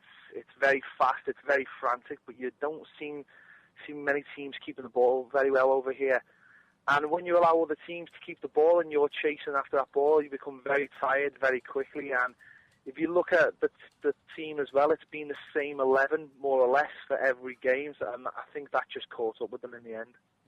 Right, you mentioned their passing wasn't too great. I don't think there were many times where they were able to string more than 3 or 4 passes together at a time. It was very disappointing. England had done very well I wouldn't say very well, but they done pretty well up until this point in the tournament, winning their group. That was a big surprise. Could you talk a little bit about the surprise that was England? Yeah, I think it was a bit of a shock England won the group. I think people probably thought France were going to be a little bit stronger. I think what England had was a very solid base to build on, a good goalkeeper, 2 good centre defenders. Ashley Cole's a very strong left full back, and we were okay on the right with Glenn Johnson. So we weren't giving up too many goals, and from that point we were okay. I think if France had been a little better, we wouldn't have won the group, but we did that, and I think really the quarterfinals is what most people in England expected. There wasn't a lot of expectation over here. We really haven't got behind the England team. People hoped and got behind them in the sense of hoped they did well, but the years the press whip her up here, and I mean, as anyone probably knows, you see the English press. 1 minute they love you, the next minute they hate you, and that just wasn't there this time. So I think everyone has faced this tournament with a lot of sense of realism, and quarterfinals probably the best we've done. And to be fair, you look at the Italian team last night, and they were a lot better side, and with someone like Pirlo in the team who can orchestrate how a game is played. England just don't have that as a nation. Right. I also heard some talk on the net today that maybe Roy Hodgson isn't the right coach for the English side, that he sticks to his tactics a little bit much and isn't so keen on changing tactics, changing things up at the half.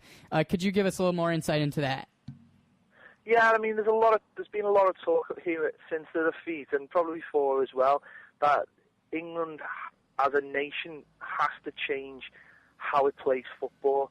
England have been renowned in the past for a lot of long ball tactics, and that still goes on at the grassroots, unfortunately. I mean, a lot does have to do with the pitches kids get to play, and they're not great sometimes in the winter, become very muddy, and there's not a lot of indoor facilities for the kids to play on. So it ends up being a lot of, just long ball tactics, and that's something we've got to get away from. And the problem being is a lot of people see Roy Hodgson as someone who sort of embraces that style, 4-4-2 rigid, whereas the rest of the world are changing it up. You look at Spain, they don't even play with a recognised striker anymore because they keep the ball that well. They know they'll make chances, and this is one of the issues. I think England in the qualifying probably looked best at 4-3-3, allowing one of the centre midfielders to have a lot more time on the ball, and unfortunately we just don't have that. What Roy Hodgson has installed is a discipline, and he's brought the group together, and that's great. And for the short term, I think that will be something that really helps the team. But as we go forward, I think probably we'd like to see a younger coach come in, which is the general fashion now of the entire English Premier League. You see someone like Brendan Rodgers coming into Liverpool, and they're not my club. I'm an Everton supporter, but I've already seen around Liverpool. He has breathed, fresh air into that club, and they look like they could be a better side next season because they've got his youthful, exuberance. And I think maybe after Brazil 2004, if England are lucky enough to qualify, maybe they'll start looking around for a younger coach who can freshen up and look at different systems. Okay, an interesting take over there. It'll be interesting to see which direction England goes. Speaking about the style of soccer, football, which England plays, I saw that Harry Redknapp has been talking quite glowingly of Arsenal's Jack Wilshere as somebody who can be the Pirlo type, who can help orchestrate a sustained attack, if you will, from the midfielder position. Do you think that if he had been able to be a part of this England side and these Euros, that it would have been made such a big difference? I do, yeah. I mean, it's very unfortunate he's missed the whole of last season with that injury, and I'm not really sure what his prospects are for the coming season, but he is definitely a player that Capello sort of put a lot of stake in. And as I mentioned before, that 4-3-3 was a little built round his style. And yeah, he is a player who can keep the ball, and he has been brought up in the Arsenal way, which is very much like the Spanish way at the moment. And he is definitely someone who they can build the team around. And, there's a few more. You look at someone like Tom Cleverley at Manchester United. He's another one a little bit like that. Jack Rodwell from my own team, Everton. He's been very unlucky with injuries, but he's another player who can keep the ball. And I think if England can get 2 or 3 or maybe 4 of these players into the squad and eventually into the team, you'll see a lot more of an attacking, dynamic England team going forward. Do you think that maybe that is a type of England that maybe we'll be able to see in the World Cup coming up?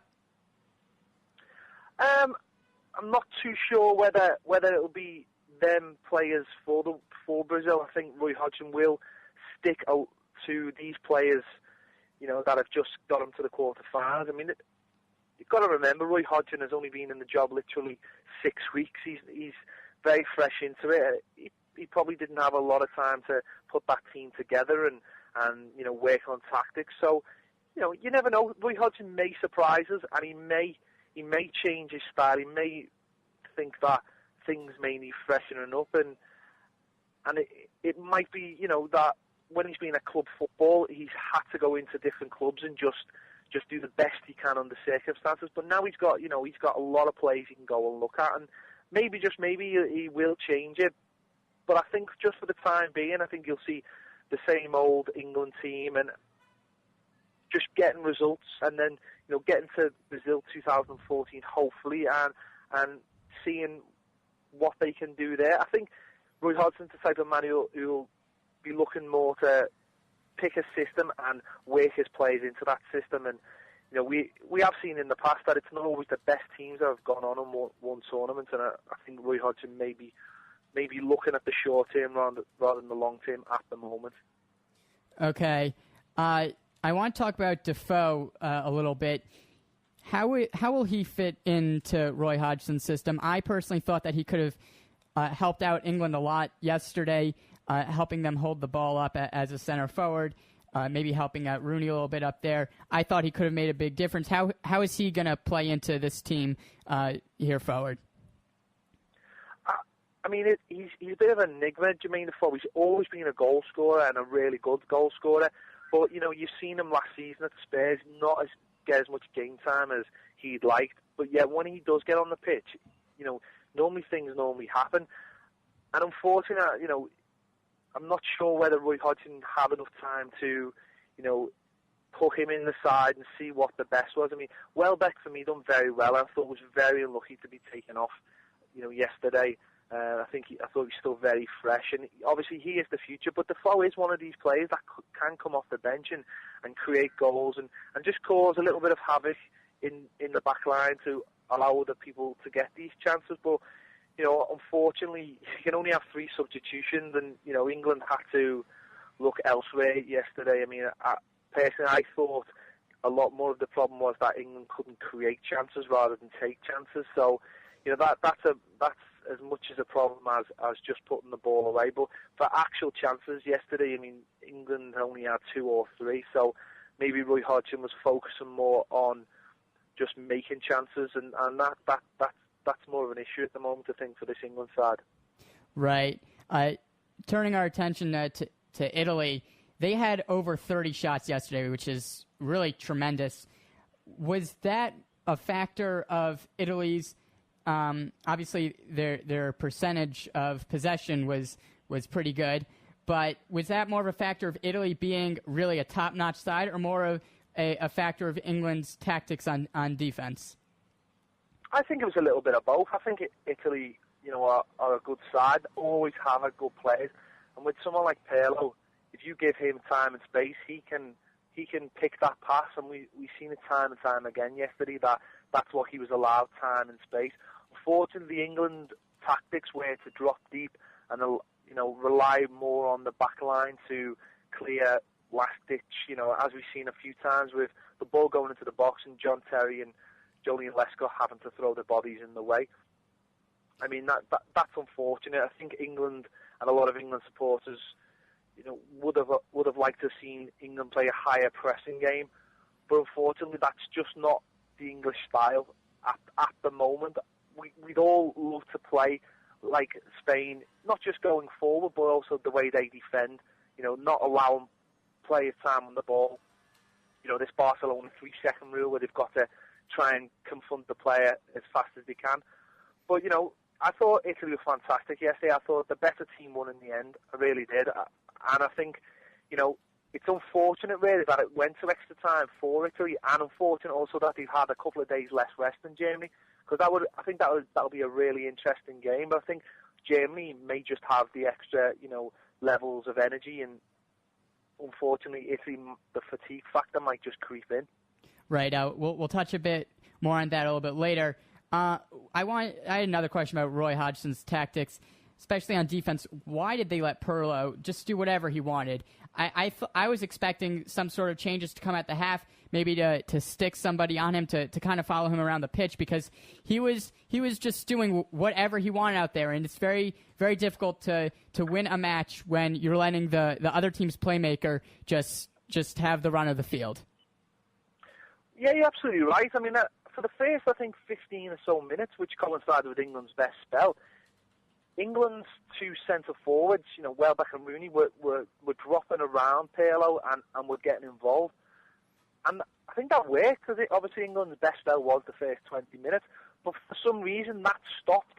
I don't know whether it was the energy levels. Again, Wayne Rooney, doesn't look match fit. Obviously, he hasn't played for a while due to the suspension.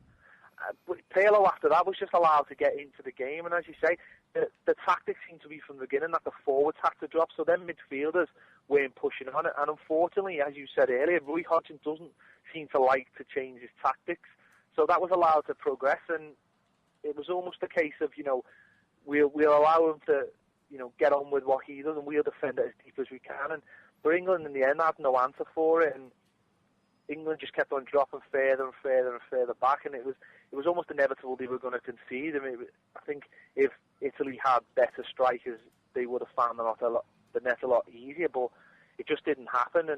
And whether Roy Hodgson was just hoping that England could maybe just sneak that goal and then again just continue to defend, but that's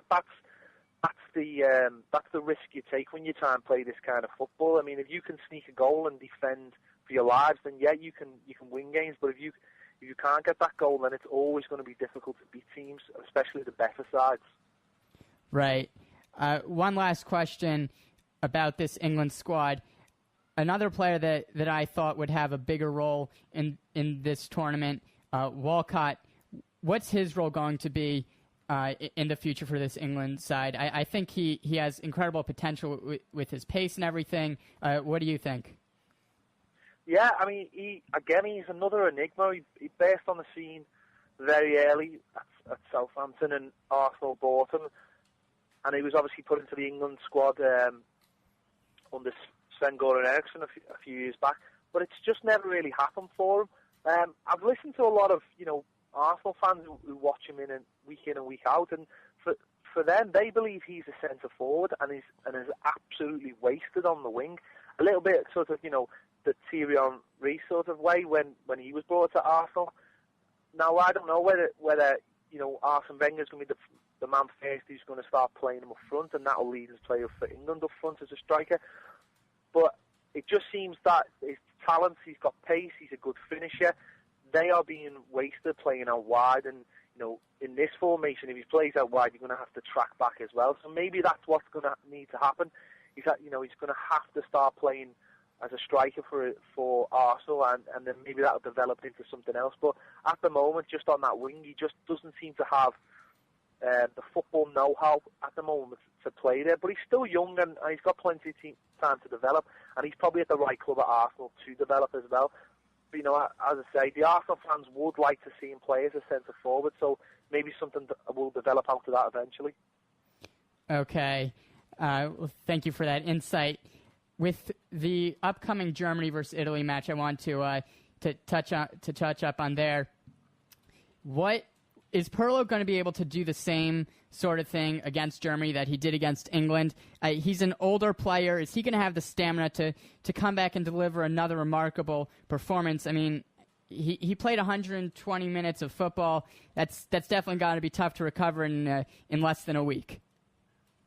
Yeah, I mean, I say 120 minutes, and as I touched on before, Germany have had a couple of days extra rest, and Germany were prepared to rotate their team as well for the Greece game, which was unbelievable in a tournament to have that confidence in your entire squad. So it is going to be very tough.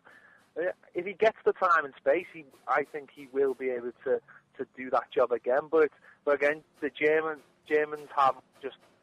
they have better players for me than England have. They have a better system, and they can go out and express themselves, and the confidence this German team must have to go out and play their own game, has been seen throughout the tournament. you look at England, they're a team that want to stop teams play, but Germany the other way. They want to go out and dictate how that game's played. So for me, I don't think Pirlo will be allowed that time and space, but that's simply because Germany will be on the front foot and won't drop as deep as England did for last night's game. Okay, and also, have you heard what the deal is with De Rossi from Italy? He left, I believe, in the 80th minute, and he was talking after the game. He was having some nerve problems. Is there any word about his availability for the upcoming match against Germany? No, that's the first I've heard of it. I mean, as you say, they've got 3 days, and any injuries at this point are going to be very hard to recover. But you've seen Italy last night. The players who did come off the bench did fantastically. To keep playing the same sort of style. I think it's obviously very important. It's something we go back to England. They just didn't have. They didn't have big players that could replace the better players on the pitch. So obviously it's very tough if a player goes out injured at this stage, and it's very unfortunate. But I think Italy will just have enough players to cope. But whether they will have the quality to beat this Germany side, that's a completely different story. Right. Okay, I guess we'll have to see. As we mentioned a bit earlier, Italy was able to have the possession in their match against England, and they also were able to put a lot of shots on goal. But their problem was they were not able to finish in the final third. Can we expect that Balotelli and his mates are going to be able to maybe finish a few goals against this Germany squad?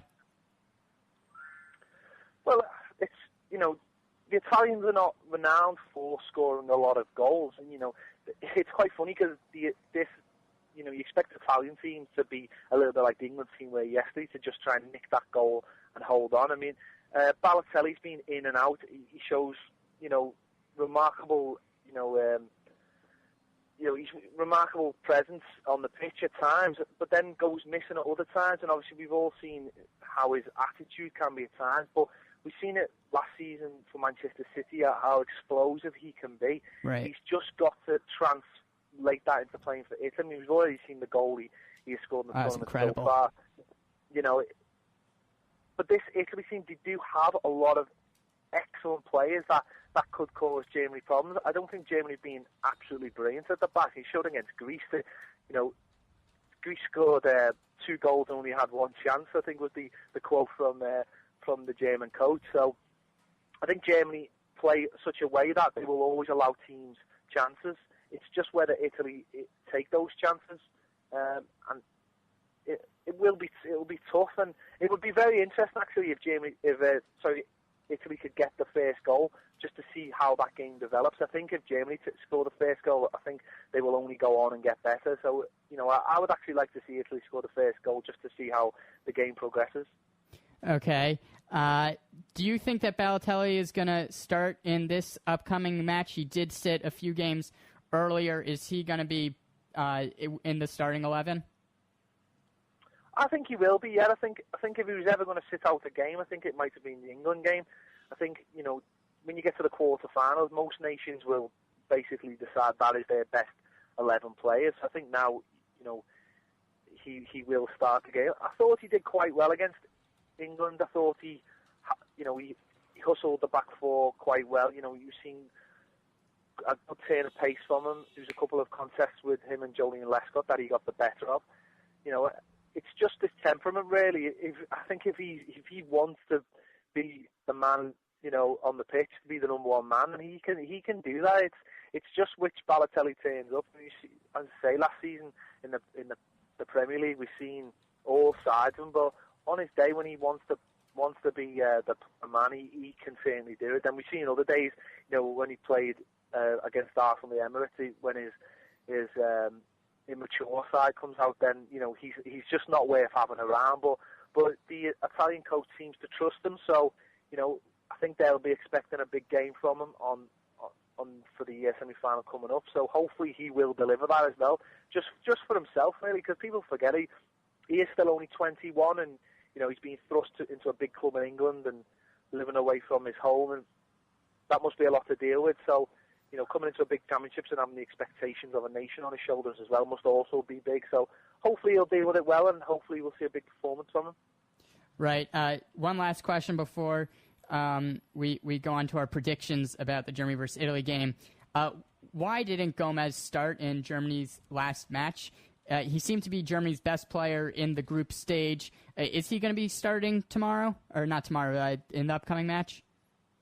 Yeah, I mean, I'll be sort of contradicting myself here a little bit because I've just said, obviously, the quarterfinals, you pick your best teams. But obviously, the Germans were that confident of beating Greece, and I don't mean that in an arrogant way. I just think that they had confidence in the players that they were bringing off the bench. You know, and you look at someone like Kosa, who has been fantastic in all the tournaments he played for Germany. He has an absolutely fantastic goal scoring record. That allowed the coach to rest him, and you know, we don't know. He may have had a little injury that the German coach thought wasn't worth risking. Thought he had players who could cope with it, and the German side do have options. You know, they have options in midfield and they have options playing up front. So, but I expect him to come back. He's a lethal striker. He is the kind of striker that you don't see anything from for long periods of the game. But when he gets that ball, you know, it's in the back of the net most times. You know, and I think for someone like Klose and Bayern Munich fans, they'll just be disappointed he never done that in the Champions League final, because the form we've seen him in so far in this tournament is back to his very best. Right. So now at Louis Live on Israel Sports Radio, we love to get predictions for upcoming big games. So what do you say, Germany versus Italy? What's the score going to be? Who's going to take this one? I'm going to go for Germany 2-1. That'll be my prediction. All right, we have you down for that. We'll have to see. Now moving on to the other side, Portugal versus Spain. Two very different offenses, both beautiful to watch. Spain, some people call boring because all they do is pass for like 80% of the game and then score a goal towards the end. But I think they're absolutely beautiful. And Portugal, of course, on the counterattack with Nani and Cristiano Ronaldo, they can be quite a fearsome twosome. How is that going to play out? Is Spain going to be able to keep possession long enough and be able to contain Ronaldo and Nani on the break? Well, I think you just said it there. It's whether Spain can contain Ronaldo. I think the last couple of games he's been absolutely fantastic. He is the number one European player, and I think he's shown that last couple of games. He is disappointed in the past playing for Portugal, but really in the last two games he has grabbed them by the scruff of the neck and carried Portugal through. I think anyone who had who put money on them to win the last game with a Ronaldo goal, obviously would have won their money no problem, because I think he was odds on, and I think this will be the big one for this coming semi-final. Obviously, a lot of the Spanish players will know him, playing against them week in and week out, and playing with him as well for Real Madrid. So I think if he's at his very best, I think he can swing this game for Portugal. They look quite solid at the back, and they do play on the break. It's just going to be interesting to see how much Spain allow them to play. As you just said, Spain do keep the ball very, very well, and they choose when to attack as well. They don't just go forward looking for that goal all the time. They just want to play football and keep passing. Doesn't always end up in an attack. They can just wear the other team out for a long period, and I think that will be interesting. It is sort of two different styles going head to head, but I think Ronaldo will be the deciding factor. If he decides he wants to, be at his very top of the game, he can win this game single-handedly for Portugal. Right. A big concern for any Spanish supporters is the back four of Spain do like to push up and get involved in the offensive side of things, but if they get caught out of position, then Ronaldo can just easily score a goal, so that's something to look out for. What's Spain going to be looking like on the up top? Are they going to be playing with Torres as their kind of forward, or are they just going to go with Fabregas as kind of a sixth midfielder? Yeah, well, I mean, this is very hard to predict. Obviously, they've cut and changed, but again, I go back to the last game. They went for Fabregas, and I think against Portugal, knowing that they're going to play on the break, having that extra midfielder in there, and sort of continuing to push Portugal back, may be the way to go. Not necessarily going all out attack, but just gradually pushing them back, just to allow the back four to stay as it is, and just allow the Spanish holding player there, Busquets, to just sit as well, giving that extra insurance. And Spain have proved already in this tournament they don't need a striker. They've got enough quality midfield to score goals. And I think it may be, boring at times, and as you said, not everyone likes to watch the Spanish style, the way they wear teams down. But I think they have to be clever. They can't just go into this game thinking we are just going to score goals when we want. Ronaldo is the X factor in this game, and they know they will have to change their tactics to go against that. So I can see them playing with Fabregas again as the furthest, midfielder, and Torres is there if they need him to come on. He's been in great form so far in this tournament. So what a player to have on the bench to bring on. Right. Just to wrap this up, what's your prediction for Portugal versus Spain, and then what is your prediction for World Cup not World Cup, the Euro champion? I'm going to say Spain 2-1 again, but I think it's going to go to extra time. I think they might just wear Portugal out in extra time. And for the final result, I'm going to say I'm going to be a little bit different than maybe other people. I'm going to say 3-2 to Germany in the final. All right. Thank you very much for those predictions. We will definitely hold you to them. Thank you so much for coming with us on Louis Live, and hope that you'll come back with us some other time. No problem. Thanks. Great to be on. All right. Be well out there. We'll speak to you soon. Okay. Bye now.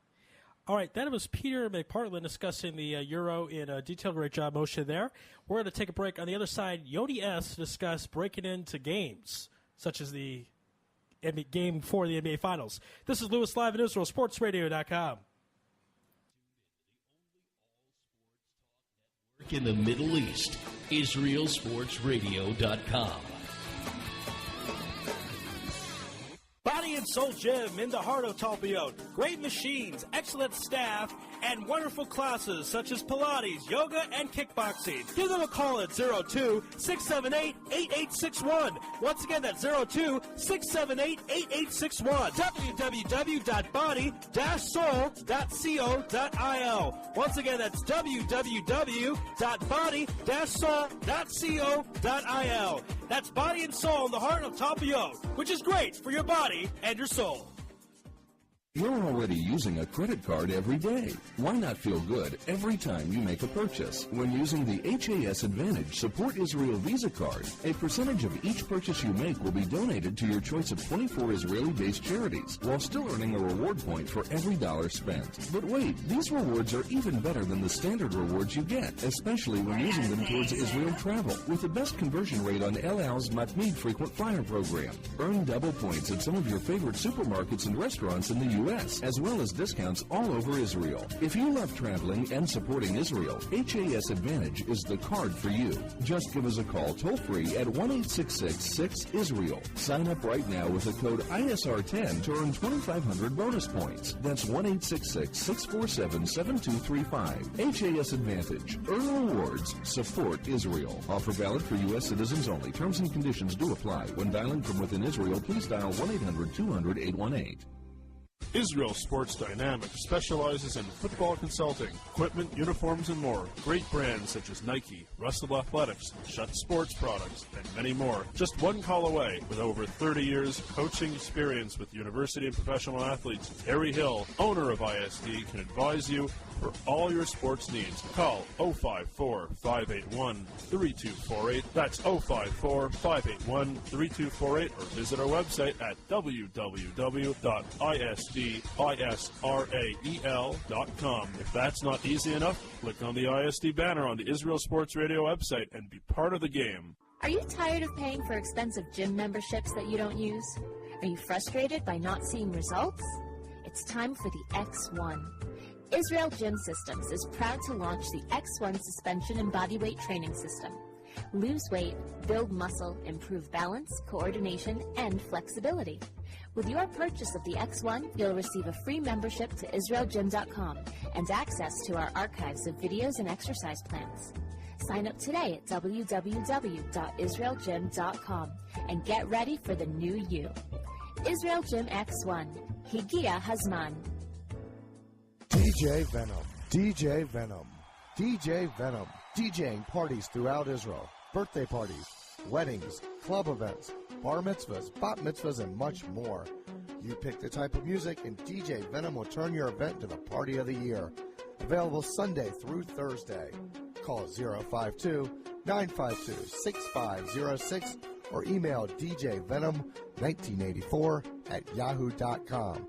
That's 052-952-6506 or email djvenom1984@yahoo.com. Book your party today. That's DJ Venom. Broadcasting live from Israel. IsraelSportsRadio.com. Back on Louis Live, and our thanks again to the gentleman who discussed soccer of the year, Peter McPartland. We're going to play a quick clip of our next guest. He made it on NBC News, not for sneaking abilities, but we're just going to play it anyways. This is the Stanley Cup Finals this year. The Stanley Cup Finals after 16 years. Some diehards even came to South Florida from way out of town just to see the Panthers in the playoffs, such as Uni Skurwitz, who came all the way from Boise, Idaho. It's a tough loss, man. It's heartbreaking for these cats that I've followed every day, man. It's just a tough loss. And we all came together as my sister. We made the long trip to travel. That's my dad and that's my brother. It's a tough loss, but we'll get him next year. You know what I'm saying? We'll get him next year. Go Cats, man. Next year, baby. Of course, what's funny about that is Yodi is not from Boise State or Idaho, any of that stuff. He's from Florida, so you just put on that shirt. All right, we're going to call up Yodi right now, and we're going to talk to him because he contacted me to tell me that he snuck in, I believe it was Game 4 of the NBA Finals. We're going to ask him how he did that, and if we have some time, we'll have him run this down memory lane of sneaking into other big-time sporting events. And he snuck in, actually, to a program me and Andy Gershman did about a year and a half ago at Hagov. Just kind of sat in next to started talking. We became friends since then. He could be sneaking on us by not picking up his phone. So we'll have to try him again, and if not, we'll have to take a break and hopefully catch up with more stories. By the way, Mark Stein will be on at 7 p.m. local time. Yodi, are you there? Oh, okay, that's his machine. Let's try it one more time. So anyways, Mark Stein will be on. He was on about 2 months ago to discuss the NBA, and we'll recap the NBA Finals. If we get a chance, we'll talk. Hello, Yodi? Hey, Ari, how's it going, man? Hey, what's up? All right, you're live on the air, and it's funny. I just played that clip of you on NBC News. You're not from Boise State last time I checked. I am not from Boise State, Ari. You fooled them. I pulled one over on the whole NBC network. So you just put on that Boise State shirt and then got the interview and cranked them. When did you get that idea? That was pretty funny. It sort of just came to me, I saw the Boise State jersey at Marshall's for $9.95, So I thought it's always good to have a random jersey, just to mess with people, And so we went to Game 7 of the Panthers versus Devils. It was a great game, The Devils were up 2-0. Panthers came back, scored 2 goals in the third, and went to double overtime. And the Devils won in double overtime. So it was just pretty funny because everybody was walking out of that stadium shocked and depressed. And I'm just sporting a Boise State jersey, and some guy from NBC is interviewing sad fans after the game. So I just walk over to him and I'm like, yo, I came all the way from Idaho to see this game, And he's like, what? And then he just got the whole story, and it was nuts. Now, it looked like you're kind of holding back your laughter. It was just kind of too funny to you that you were pulling a fast one on NBC News? Yeah, pretty much. I mean, I was with my dad, my brother-in-law, and my sister. So, they were my dad. That was one of the first times my dad had actually seen me in action, and I've never seen him laugh so hard in my life. He was just really just trying to he was crying. He was crying of laughter. That's a great prank. And so they told you right after the interview they would be on the air, and then that's how you knew to tape it. Yeah. So they said it was going to be on the air, and I didn't really think much of it. You know what I'm saying? So I just I taped it. It was on at 5 and at 6 on NBC, Florida. And it was funny because a lot of people, people were getting off to go to work and everything, and they watch NBC News. And they were all calling me. They're like, "Yo, you're on the news and everything." They were cracking up. It was a nice laugh for everybody, you know. Now, have you ever thought? Is it on YouTube, by the way? Because we got this link off your Facebook. But yeah. It's on YouTube. Okay, good stuff there. So hopefully it becomes viral. That'd be pretty funny. Of course, the thing is the whole inside joke about, which is pretty hilarious. All right, now Yodi, let's talk about the NBA Finals. Was it Game 4 that you snuck into? Yeah, it was Game 4. Okay, in my opinion, that was the best game. LeBron James has that cramp, still hits that clutch 3, about 3 minutes left. Really ended the series there because if they lose, series goes 2-2. So you got to see the money game, in my opinion. Tell us how you did it. All right, so pretty much the way American Airlines Arena works is they actually have the best the best security in that play. I think in all of Miami. I'm saying in terms of Dolphin Stadium, Big Atlantic Center, but they're very uptight. So basically, there's this restaurant. It's called Bongos, and it's connected to the American Airlines Arena. So I was just snooping around, during I found this entrance in the beginning of the season, and it's pretty much this underground tunnel. You have to go through the Bongos kitchen, and it takes you underground the whole stadium. You're walking, and then you walk up a little flight of stairs, and you're in the 100 level, of the American Airlines Arena. So it was pretty nice stuff, I scouted this thing out, and and the first time I did it actually, I didn't really know where I was going, so it's kind of I don't want to get arrested, for trespassing, underground stuff. So the first time I did, I was walking, and there was a security guard, and he's like, "Oh, what are you doing?" So I just played dumb, my go-to thing. I'm just I'm lost, And the guy's like, "Oh, I'll show you where the stadium is," and then he just gave me the whole tour of this thing, and then he walked me in. So after that, I've been using that one for most of the games this series. I went to almost all the playoff games, a lot of regular season games, and the finals was the one that capped it off. So it was a great game, It was really nice. Now, we've talked about in the past when you've been on this program that a key element to being successful with sneaking in is confidence. You have to go in there like you know what you're doing, act like you know what you're doing, what's going on, all that kind of stuff. Were you up to par, up to game? Were you in the zone, totally focused, and they knew, you know where you were going? Oh yeah. So for this one, I was really I was zoned in. I'm saying I was locked in, and there was no doubt in my mind. Just come on, man. Super Bowl, this is. I just needed to get NBA Finals on my resume. You know what I'm saying? I just needed to tack that one off. And so when I was walking in, through the thing, I was walking, a lot of people, a lot of the workers were actually into the underground one that time.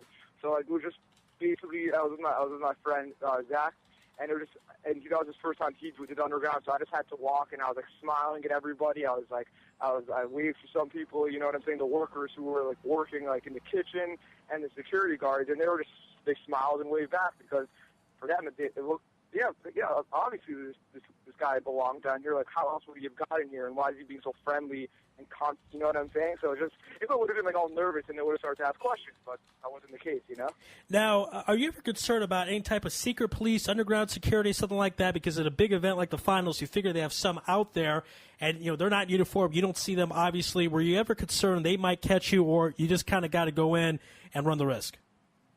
You just gotta do it, man. You know what I'm saying? You can't think about that kind of stuff because that's hesitation. You just need to go in with 100% confidence and that you're going to get in. And once you start second guessing yourself, once you start thinking, you don't second guess. You know what I'm saying? Just do it. It's as simple as that. I'm listen, I don't want to jinx anything, but I've been living like that for past 5-6 years, in terms of the sneaking stuff, and it hasn't gotten caught. You know what I'm saying? So And if you do get caught on things, then you just play stupid. Like I'm not afraid that I'm going to get arrested because I know that I can just play stupid and say, like, what are you talking about? I didn't do that, like that sort of thing. Now, but let's talk about the fact, if that doesn't work, what are the stakes on the line? If you're caught trespassing, is it a jail sentence, a fine? I imagine it wouldn't be that big a deal, but what is on the line? What is at stake? In all honesty, I mean, like, there's probably a fine on the line. It is trespassing, you know what I'm saying? So if they wanted to, they could throw you in jail until you pay like a bail, and I guess that's it. You know what I'm saying? It's not like nothing too severe, But thank God I've never had to deal with that. Now, one of the things I'm curious about the NBA Finals, when you're there, what seat did you end up getting? Because I know with the Super Bowl that was in Florida, you were on the 50-yard line. Did you get a good seat for the NBA Finals? Yeah. So the thing about these fans are that they're not real fans, Ari. They're all right. They're all a bunch of front-running fans, and they're all the bandwagon fans, and I really do not like Heat fans because they're all just a bunch of Spanish people that know nothing about the Miami Heat until LeBron James came there, and all they know is LeBron and Wade and Fox, right. You know what I'm saying? So they're not the best fans, so that helps out a lot. Like when you're going to the stadium, because a lot of the fans just either come really late, like in the third quarter, or just don't show up. Like I'm saying, I put a picture on Facebook at the game. Like we had 100 level seats adjacent to the basket. You know what I'm saying? So they were great seats. Thank God we got lucky that two rich bandwagon fans decided that they wanted to go clubbing in Miami instead. So it worked out for us. Wait a second. Two people that had tickets that close to Game 4 left before the game was over? Yeah, that's what I'm saying.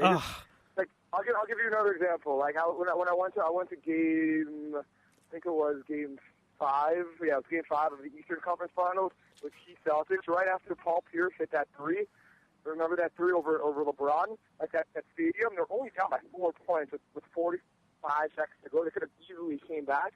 But all the Heat fans just cleared out. Like they're just not good fans, Ari.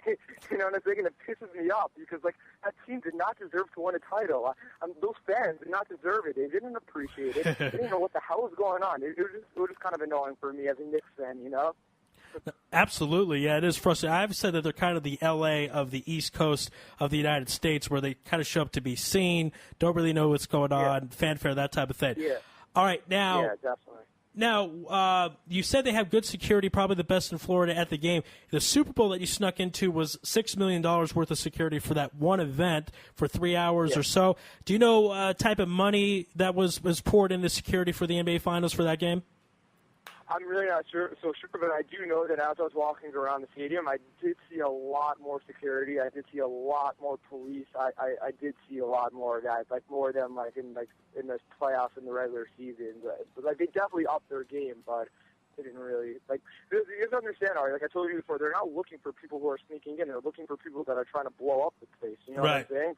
So I'm saying that.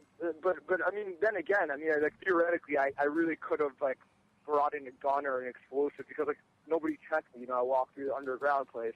So yeah, that is a pretty big hole in security. You know what I'm saying? I should probably let them know about that. But listen, the big three will be around for another 4 or 5 years. So I still got to go to some more finals games. So after the team falls apart, I'll let them know about their security issue. Now, were you able to get in touch with any athletes because you have such a good seat? I mean, after the game, was anyone autographs, or even if not this particular game, games in the past? I know the Super Bowl, you met a player from the Giants, but as far as the sneaking in and then talking to athletes, how often does that happen with you? Oh yeah, it happens a lot. You know what I'm saying? You see athletes here all the time, and the thing about athletes, you need to listen. They don't want to talk about sports because they need to deal with that all day. You don't want you sucking up to them because they have people sucking up to them. You have people sucking up to them all day.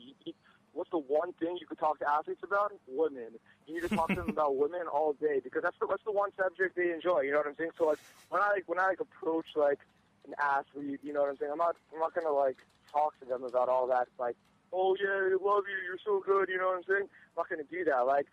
For example, I went to it was a Pro Bowl party 2 years ago, and there was like it was at a Fountain. It was a poolside party, and me and my friend snuck in, and there was like there was Adrian Peterson, all the Pro Bowlers were there. You know what I'm saying? So I go to my favorite player on the Giants, O.C. Minura, and I start talking to him for a little bit, and like we're just like scoping out the scene, like checking it out. And there's this one girl that walked by, and O.C. was like, yo, that girl is like really hot. So I was like, yo, why don't you go hit that up? He's like, yo, I'm just too drunk right now. He's like, you want to just do it for me? I'm like, yeah, sure. So I go over to the girl, and I'm like, yo, OC thinks you're really cute and everything. You should go talk to him. And she was like, all happy. She went to talk to him. 4 minutes later, they walked up to his hotel room. You know what I'm saying? So I guess I could say that I shit off my favorite player into getting some poon. Yeah, so there were the matchmaker there. Maybe you could start a shotgun business if you, if you don't do a sneak-in business as well. Because what I mentioned, the last time you were on, that I definitely think security companies out there, you listen to this program, should contact you somehow so you could tell them what they're doing wrong. Maybe after a few years again, if you sneak into some more games. All right, Yodi. So we've got to hear this story again because we heard it last time you were on. Super Bowl 41, that was in Florida, snuck into that game. 44. 44. Tell us how you did it. Super Bowl 44, legendary story. Go ahead. The whole thing again, man. You already that took so much out of me. You understand, but the story takes so much emotion out of me, dude. I'm actually in the middle of working right now. I'm working at a camp. Like I was in the middle of like serving lunches, and like I saw this call, so I can't be on for too long. That's the only thing. All right, just give us the quick Cliff Notes version. So pretty much it was with the Kinkos, Winter Kinkos. On the USB, I typed in Super Bowl tickets on Google Images. I got a Super Bowl ticket image thing. Went to Kinkos. I said I need you to put this on cardstock paper because that's what like the ticket material is. And the guy said, listen, like I can't do that. It's illegal. And I said, no, it's fine. I'm not selling the tickets or anything. Like I'm having a Super Bowl party at my house, and I want to use them as invitations for the party. And the guy was like, okay, how many invitations do you want? And I was just like, 2. And the guy was just like cracking up. Like he knew like what I was. He was just really chilled about it. So he did it anyways. And I put the fake ticket in the ticket holder. Me, my friend Moish, my friend Hassan, went to the Super Bowl. 10 security, like you said, $6 million, helicopters, watchdogs, all that good stuff. And listen, it was daunting. You know what I'm saying? My friends were like, "No, listen, like this is ridiculous. Like we can't do this." You know what I'm saying? Like they were like, "We can't risk getting arrested." And like I told so many people I was going to do it, and like I really wanted to do it. So I'm like, "No, like, we need to do it, guys." So I was the first one that stepped up and actually tried to sneak, so scattered it out, and it just did it on the first try. You know what I'm saying? There was like the perimeter, and so basically the perimeter, you just need to show that you have a ticket, and like they pat you down. Like it's pretty much like airport security. Like you put your like phone and your camera and all the stuff you have through the metal detector, pat you down, and then you go to the main gate, which checks your ticket, right?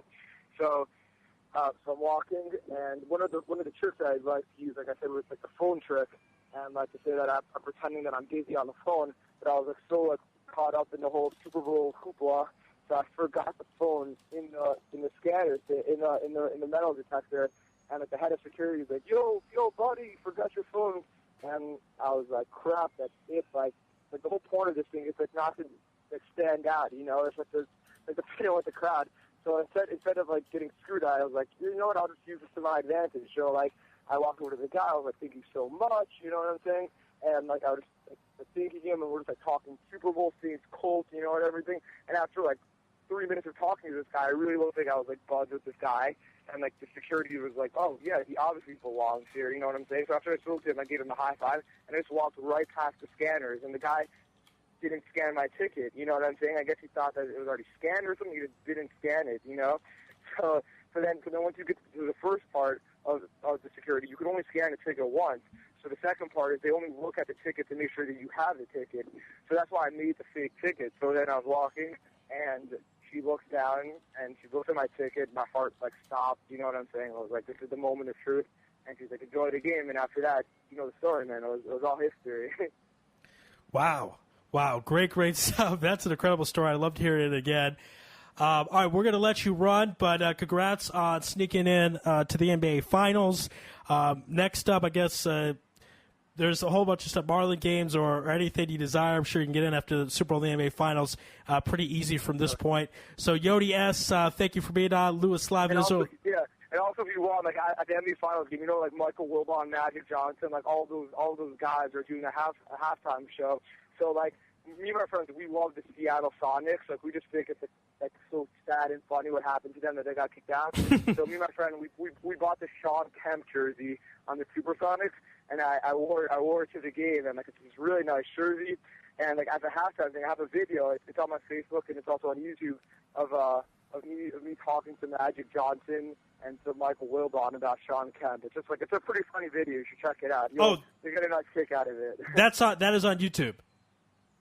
No, it's on Facebook. It's on Facebook. I'll put it Okay. on YouTube later tonight. Okay, great. Okay, so everyone's just that's pretty funny stuff.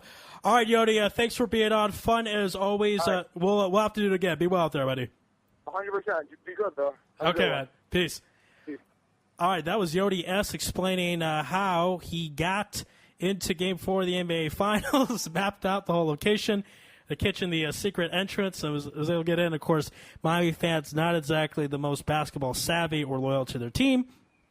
Got up and left. And you're talking about NBA Finals tickets in the front row, thousands of dollars seats, I'm sure, and they just got up and left. They'd stay for the whole game. I mean, I don't even understand coming late. I don't even understand not making it to warm-ups. If you're at an NBA Finals game, I'm there as soon as the door opens. So I can't exactly figure that one out. But, hey, I'm not a rich man living in Miami.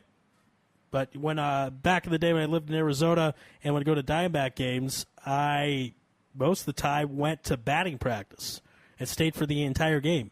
If there was a blowout. And Game 4 was not even a blowout. Game 4 was very close all the way to the end. Wasn't decided to the last minute. Miami, what can you say? Let's play a little music here of Miami, in honor of Miami. You know what songs come up, folks.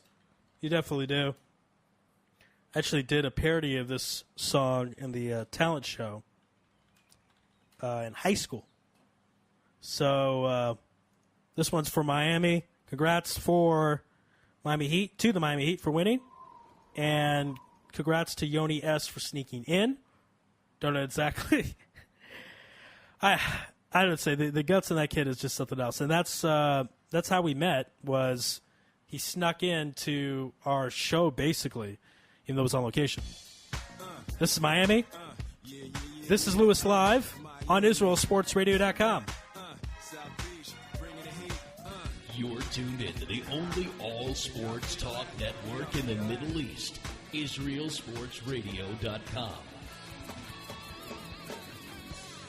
Body and Soul Gym in the heart of Talpiot. Great machines, excellent staff, and wonderful classes such as Pilates, yoga, and kickboxing. Give them a call at 02-678-8861. Once again, that's 02-678-8861. www.body-soul.co.il. Once again, that's www.body-soul.co.il. That's Body and Soul in the heart of Talpiot, which is great for your body and your soul. Is it the drugs? You're already using a credit card every day. Why not feel good every time you make a purchase? When using the HAS Advantage Support Israel Visa card, a percentage of each purchase you make will be donated to your choice of 24 Israeli-based charities, while still earning a reward point for every dollar spent. But wait, these rewards are even better than the standard rewards you get, especially when using them towards Israel travel, with the best conversion rate on El Al's Matmeed frequent flyer program. Earn double points at some of your favorite supermarkets and restaurants in the U.S., as well as discounts all over Israel. If you love traveling and supporting Israel, HAS Advantage is the card for you. Just give us a call toll-free at 1-866-6-ISRAEL. Sign up right now with the code ISR10 to earn 2,500 bonus points. That's 1-866-647-7235. HAS Advantage. Earn rewards. Support Israel. Offer valid for U.S. citizens only. Terms and conditions do apply. When dialing from within Israel, please dial 1-800-200-818. Israel Sports Dynamics specializes in football consulting, equipment, uniforms, and more. Great Actually, brands Moshe, you such as Nike, Moshe, you don't have Russell to. You work Athletics, with the guy. Shut Sports Products, and many All more. right. Just one So, call away with let's over get the 30 number years coaching experience with university and professional athletes. Harry Hill, owner you're of right. ISD, can advise you for all your sports needs. Call 054-581-3248. That's 054-581-3248. Or visit our website at www.isdisrael.com. If that's not easy enough, click on the ISD banner on the Israel Sports Radio website and be part of the game. Are you tired of paying for expensive gym memberships that you don't use? Are you frustrated by not seeing results? It's time for the X1. Israel Gym Systems is proud to launch the X1 suspension and bodyweight training system. Lose weight, build muscle, improve balance, coordination, and flexibility. With your purchase of the X1, you'll receive a free membership to IsraelGym.com and access to our archives of videos and exercise plans. Sign up today at www.israelgym.com and get ready for the new you. Israel Gym X1. Higia Hazman. DJ Venom, DJ Venom, DJ Venom, DJing parties throughout Israel, birthday parties, weddings, club events, bar mitzvahs, bat mitzvahs, and much more. You pick the type of music, and DJ Venom will turn your event into the party of the year. Available Sunday through Thursday. Call 052-952-6506 or email djvenom1984@yahoo.com. That's 052-952-6506 or email djvenom1984@yahoo.com. Book your party today. That's DJ Venom. Broadcasting live from Israel. IsraelSportsRadio.com. You're tuned in to the only all-sports talk network in the Middle East, IsraelSportsRadio.com. Body and Soul Gym in the heart of Talpiot. Great machines, excellent staff, and wonderful classes such as Pilates, yoga, and kickboxing. Give them a call at 02-678-8861. Once again, that's 02-678-8861. www.body-soul.co.il. Once again, that's www.body-soul.co.il. That's Body and Soul in the heart of Talpiot, which is great for your body and your soul. You're already using a credit card every day. Why not feel good every time you make a purchase? When using the HAS Advantage Support Israel Visa card, a percentage of each purchase you make will be donated to your choice of 24 Israeli-based charities, while still earning a reward point for every dollar spent. But wait, these rewards are even better than the standard rewards you get, especially when using them towards Israel travel, with the best conversion rate on El Al's Matmeed frequent flyer program. Earn double points at some of your favorite supermarkets and restaurants in the U.S., as well as discounts all over Israel. If you love traveling and supporting Israel, HAS Advantage is the card for you. Just give us a call toll-free at 1-866-6-ISRAEL. Sign up right now with the code ISR10 to earn 2,500 bonus points. That's 1-866-647-7235. HAS Advantage. Earn rewards. Support Israel. Offer valid for U.S. citizens only. Terms and conditions do apply. When dialing from within Israel, please dial 1-800-200-818. Israel Sports Dynamics specializes in football consulting, equipment, uniforms, and more. Great brands such as Nike, Russell Athletics, Shut Sports Products, and many more. Just one call away with over 30 years coaching experience with university and professional athletes. Harry Hill, owner of ISD, can advise you for all your sports needs. Call 054-581-3248. That's 054-581-3248 or visit our website at www.isdisrael.com. If that's not easy enough, click on the ISD banner on the Israel Sports Radio website and be part of the game. Are you tired of paying for expensive gym memberships that you don't use? Are you frustrated by not seeing results? It's time for the X1. Israel Gym Systems is proud to launch the X1 suspension and bodyweight training system. Lose weight, build muscle, improve balance, coordination, and flexibility. With your purchase of the X1, you'll receive a free membership to IsraelGym.com and access to our archives of videos and exercise plans. Sign up today at www.israelgym.com and get ready for the new you. Israel Gym X1. Higia Hazman. DJ Venom, DJ Venom, DJ Venom, DJing parties throughout Israel, birthday parties, weddings, club events, bar mitzvahs, bat mitzvahs, and much more. You pick the type of music, and DJ Venom will turn your event into the party of the year. Available Sunday through Thursday. Call 052-952-6506 or email djvenom1984@yahoo.com. That's 052-952-6506 or email djvenom1984@yahoo.com. Book your party today. That's DJ Venom. Broadcasting live from Israel. IsraelSportsRadio.com. Back here on Louis Live, our thanks again to Yodi S. Talk about how he snuck into Game 4 of the NBA Finals. Great story there. And, of course, he snuck into Super Bowl 44. So he is the sneak-in king. And very funny video on YouTube. If you get a chance to go to your friends with Yodi S., you can get on his Facebook and check out how he pulled a prank on some Miami reporters regarding the Florida Panthers' trip to the Stanley Cup Finals. Hi, am I speaking with Mark? This is. Hi, Mark. This is Ari Louis. You're live on Louis Live on Israel Sports Radio. How you doing out there? How you guys doing? I'm good. Oh, we're doing great. We had so much great feedback the last time you were on the program. It was definitely a necessity to get you back. And let's get right into the recap of the NBA Finals. And Mark, I got to tell you, I have said over and over in the show, LeBron should not be hated. In the last 10 years, we've seen NBA stars be charged with rape, gun possession, domestic violence, on and on and on. The list goes on and on. Drugs. And LeBron James has been a model citizen, and he's at a position where he could even be rude to people and so on. He's known as a nice guy. That decision that he did, that TV special, brought $3 million to the Boys and Girls Club. I don't understand all the hatred. I was very, very happy to see him get his first ring 3 times a charm. And it seemed like the fans went to LeBron's side. I noticed a little bit of a shift. What was your take on the American fan base rooting for LeBron James?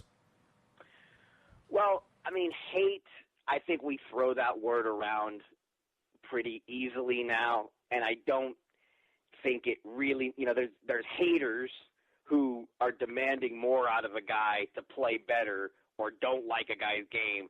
I mean, I don't know that he was really, really loathed, and as much of a villain as even he thought he was. But, people we expect our stars to win championships, and it didn't actually bother me. Like, it didn't bother me that he wanted to go play with Wade and Bosh because, I mean, if you remember the 80s, the Lakers and the Celtics were stacked. Magic and Bird were surrounded by Hall of Famers. So it didn't bother me that he went there, but it did bother a lot of people that he didn't carry a team to a championship on his own and that he decided he needed all this help. But I do agree with you. I think as this playoff run has gone on, just winning this one championship has change a lot of people's opinions, and you have to. The guy was a monster in the playoffs. From the way he's looked since Game 6 when Miami was facing elimination and he went to Boston and played a near flawless game,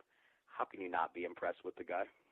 Right. Hi, Mark. You're on right now with Raphael. Thank you again for joining us. I know it's been crazy for you because you're covering the playoffs, but it's great to have you on, so thank you again. No problem, guys. My pleasure. And, I wanted to kind of talk about more what Ari was talking about. After all that stuff that happened, a decision and all that, and, of course, the thing where he said, not 2 championships, 3 championships, 4 championships. When I was watching LeBron this year, I noticed everything was different about him. His demeanor was different. The way he was acting with the media was different. He seemed finally like he had grown up and he was ready to be the leader of this team. And in the act of all that happening, it kind of looked like Dwayne Wade wasn't the face of the team anymore, where last year everyone said, this is Dwayne Wade's team, this is Dwayne Wade's team. This year, I didn't feel that anymore. So I just want to get your opinion and thoughts on that. Well, I think part of it also is Dwayne Wade physically cannot carry that team anymore. I mean, he cannot be an 82-game dominant force like he was in 06 when they won their first championship. So I think it's a natural thing where I mean, based on the production on the floor, LeBron is clearly the main guy. So, Wade, let's be honest, let's look at that Indiana series. 3 games into that Indiana series, at halftime of Game 4 of that series, Wade looked so bad. I still don't know what happened at halftime when he came out of the locker room, and from the second half of Game 4 against the Pacers through the rest of that series, he really was like a different player. So I think it's just a natural evolution of their dynamic, that team. Wade naturally has to take a step back. He cannot be the face of that franchise anymore. It's not that he's 30, but the way the guy's played, the amount of hits that he takes, I mean, he just physically can't be a 30-point game in the finals guy anymore. He just can't do that.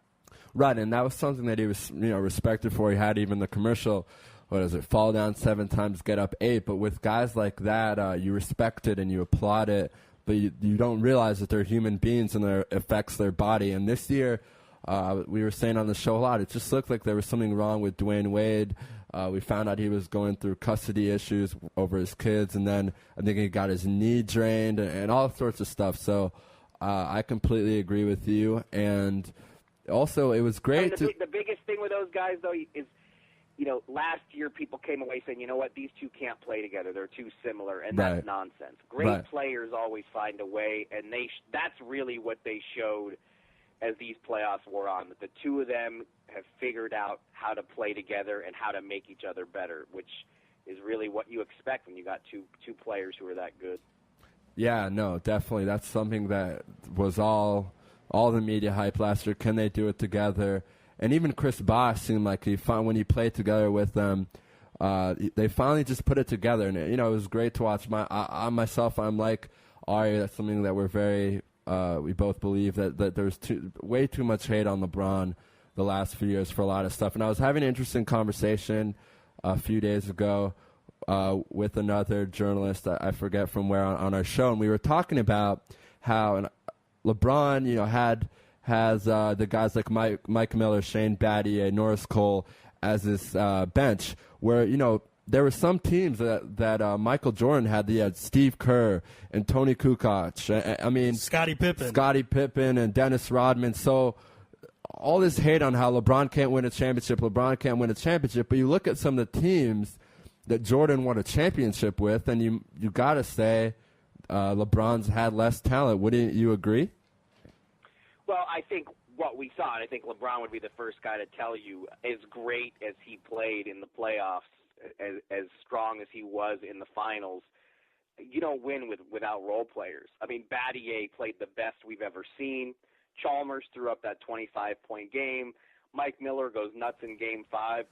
You don't win a championship without those performances. And you see now that when the Heat get any kind of outside shooting, if you just get anybody making shots outside, they're just a completely different team. They're so much harder to guard. And it wasn't the same guy every time, but all those role players came up huge over the course of the finals, and the Heat don't win a championship without those guys, no question.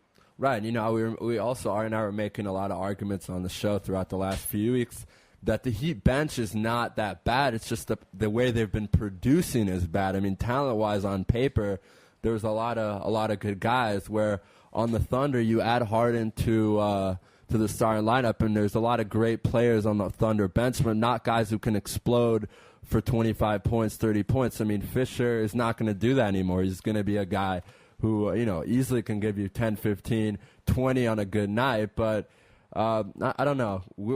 Here at Israel Sports Radio, we're very happy for LeBron and that he could finally get the ring. And for everyone in Miami, everyone always hates on Miami, saying it's a bad sports city. Yet they've been so successful. Besides the Dolphins, the Marlins have won, 2 World Series, Ari? Yes. In the last 10 years, it's more than who else has done it? The Red Sox. Yeah. Well, anyway, Yankees. Yeah, exactly. So it's good for Miami. We're happy for them. But that's now in the past, and we like to move on here. We want to talk about the summer and some stuff that was going on. I was reading an article, Mark, that you wrote about the new owners of the Grizzlies, And the Grizzlies are very important, of course, to Israel because Chris Wallace is such a great guy for Israel, helped Gilad Shalit get over for the All-Star game, and is such a huge supporter of Israel. So could you tell our listeners more about that article you wrote, more about the new owner of the Grizzlies? Yeah, well, Robert Pira, he's 34 years old. He was on Forbes' list of the 10 youngest billionaires. He's put in this bid to buy the team. Basically, he and Michael Heisley have a deal.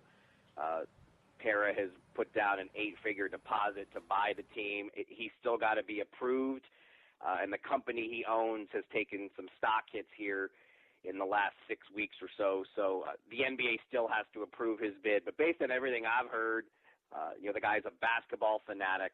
He's got the money. His company generates a lot of revenue and continues to generate revenue. So I do think the sale is going to go through, and it's what the Grizzlies needed because Michael Heisley has been looking to get out for some time. He's not in Memphis with the team. He's very rarely there, and he's 75 years old. I don't know how much longer he really wants to do this. So I think as long as the sale goes through, and it is expected to go through, I mean, this is going to be good news for the Grizzlies to get a young, energetic owner who's super hyped about basketball. They've got a lot of nice pieces there. They've got a good future. Very disappointing playoff run for them to go out in the first round. That was a huge letdown. I mean, that everybody remembers the game 1 against the Clippers when they blew basically a 25-point lead in the fourth quarter. But they've still got a lot of nice pieces, a lot of options to make moves and change their team and do some damage. So, to me, this is it's a good development. Right, of course. Marc Gasol, they signed him up for long term. Zach Randolph finally seems to be in a place where he's comfortable. He's been around in the NBA, and he's always put up the numbers. He's one of those guys a lot of the people don't really know about, but he got that attention from the Grizzlies. Mike Conley, a nice young point guard. It's kind of funny to think of Mike Conley now being the more successful out of the two that came out of Ohio State. I'm guessing the Grizzlies don't get a heck of a lot of airtime in Israel. Something tells me. That's an understatement. Yes. Yeah, that's an definitely not. In fact, I'm trying to think. I watched. I broke the Shabbos. Unfortunately, I watched a lot of Friday night games and a lot of the games that were on ESPN or not ESPN. Excuse me, just random TV that we picked up. And Mark, you'll probably never believe this, but we got the Orlando Magic games on all the time. I could tell you all about the Jameer Nelson and Anderson, and I don't know why we got those games, but we did. And, the Grizzlies were not on. So that leads me to my next question with the Grizzlies. The plan is to keep the Grizzlies in Memphis, right? Because I know the fans there are very diehard, the ones that go. And they're curious. I know we have some listeners right now listening in Memphis, Jewish listeners who love everything that the Grizzlies bring to the city. So do you think they're going to stay, or do you think he's going to try and move them, or what's the plan as of now?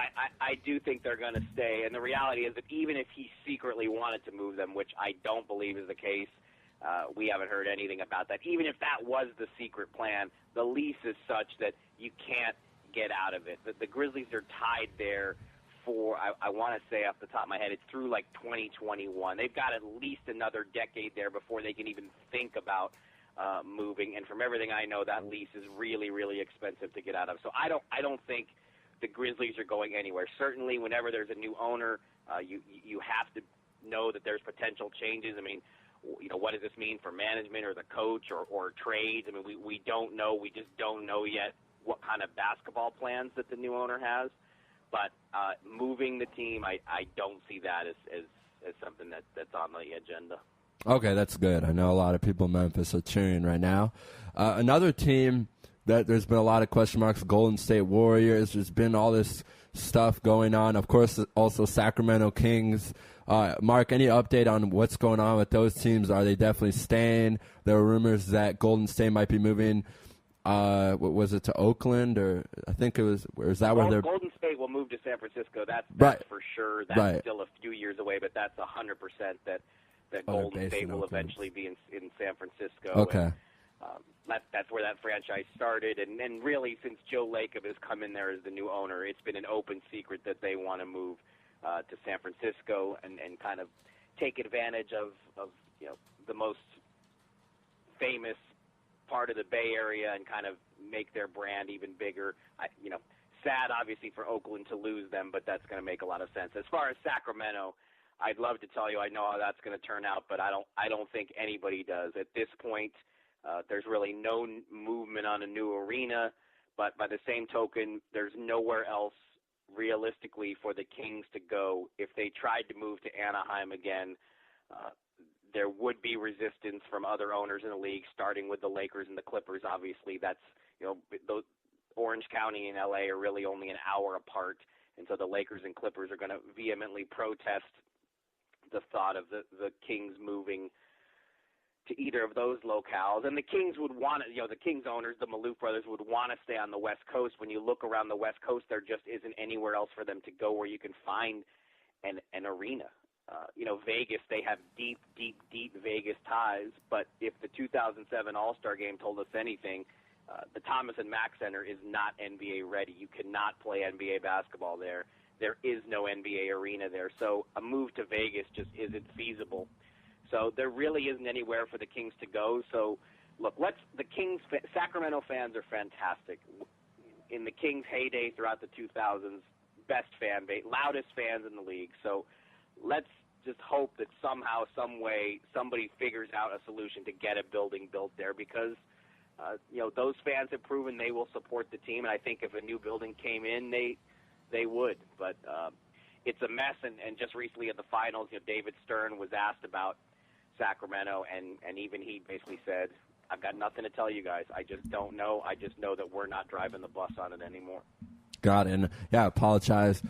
Golden State Warriors based out of Oakland. I always get confused because I think of Golden State. I think of it in San Francisco. So my apologies about that. And next, we have about 9 minutes left. We want to move to the 2012 free agents.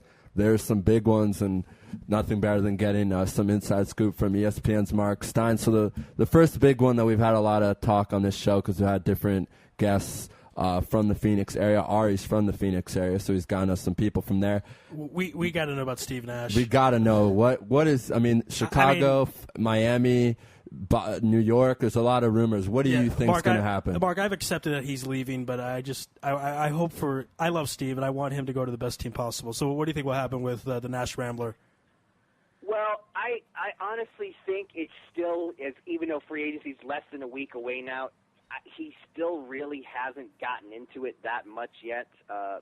Steve's the kind of guy that he does a zillion different things off the floor. Actually, his charity soccer game, his annual charity soccer game, is this week in New York, and I'm lucky enough to be playing in it. He's probably more focused on that right now than actual free agency. That's just the way he is. But he's basically said he's going to listen to anyone and everyone. He's going to let the phone ring. He's going to listen to it all. The problem with all those contenders, the Miami, the Knicks, these teams just don't have the money. And, he's not looking for $20 million a year, but he's a proud guy, still playing at a high level. I don't see him going to the Miami Heat for $3 million a year. I don't see him playing for the Knicks for such a low salary.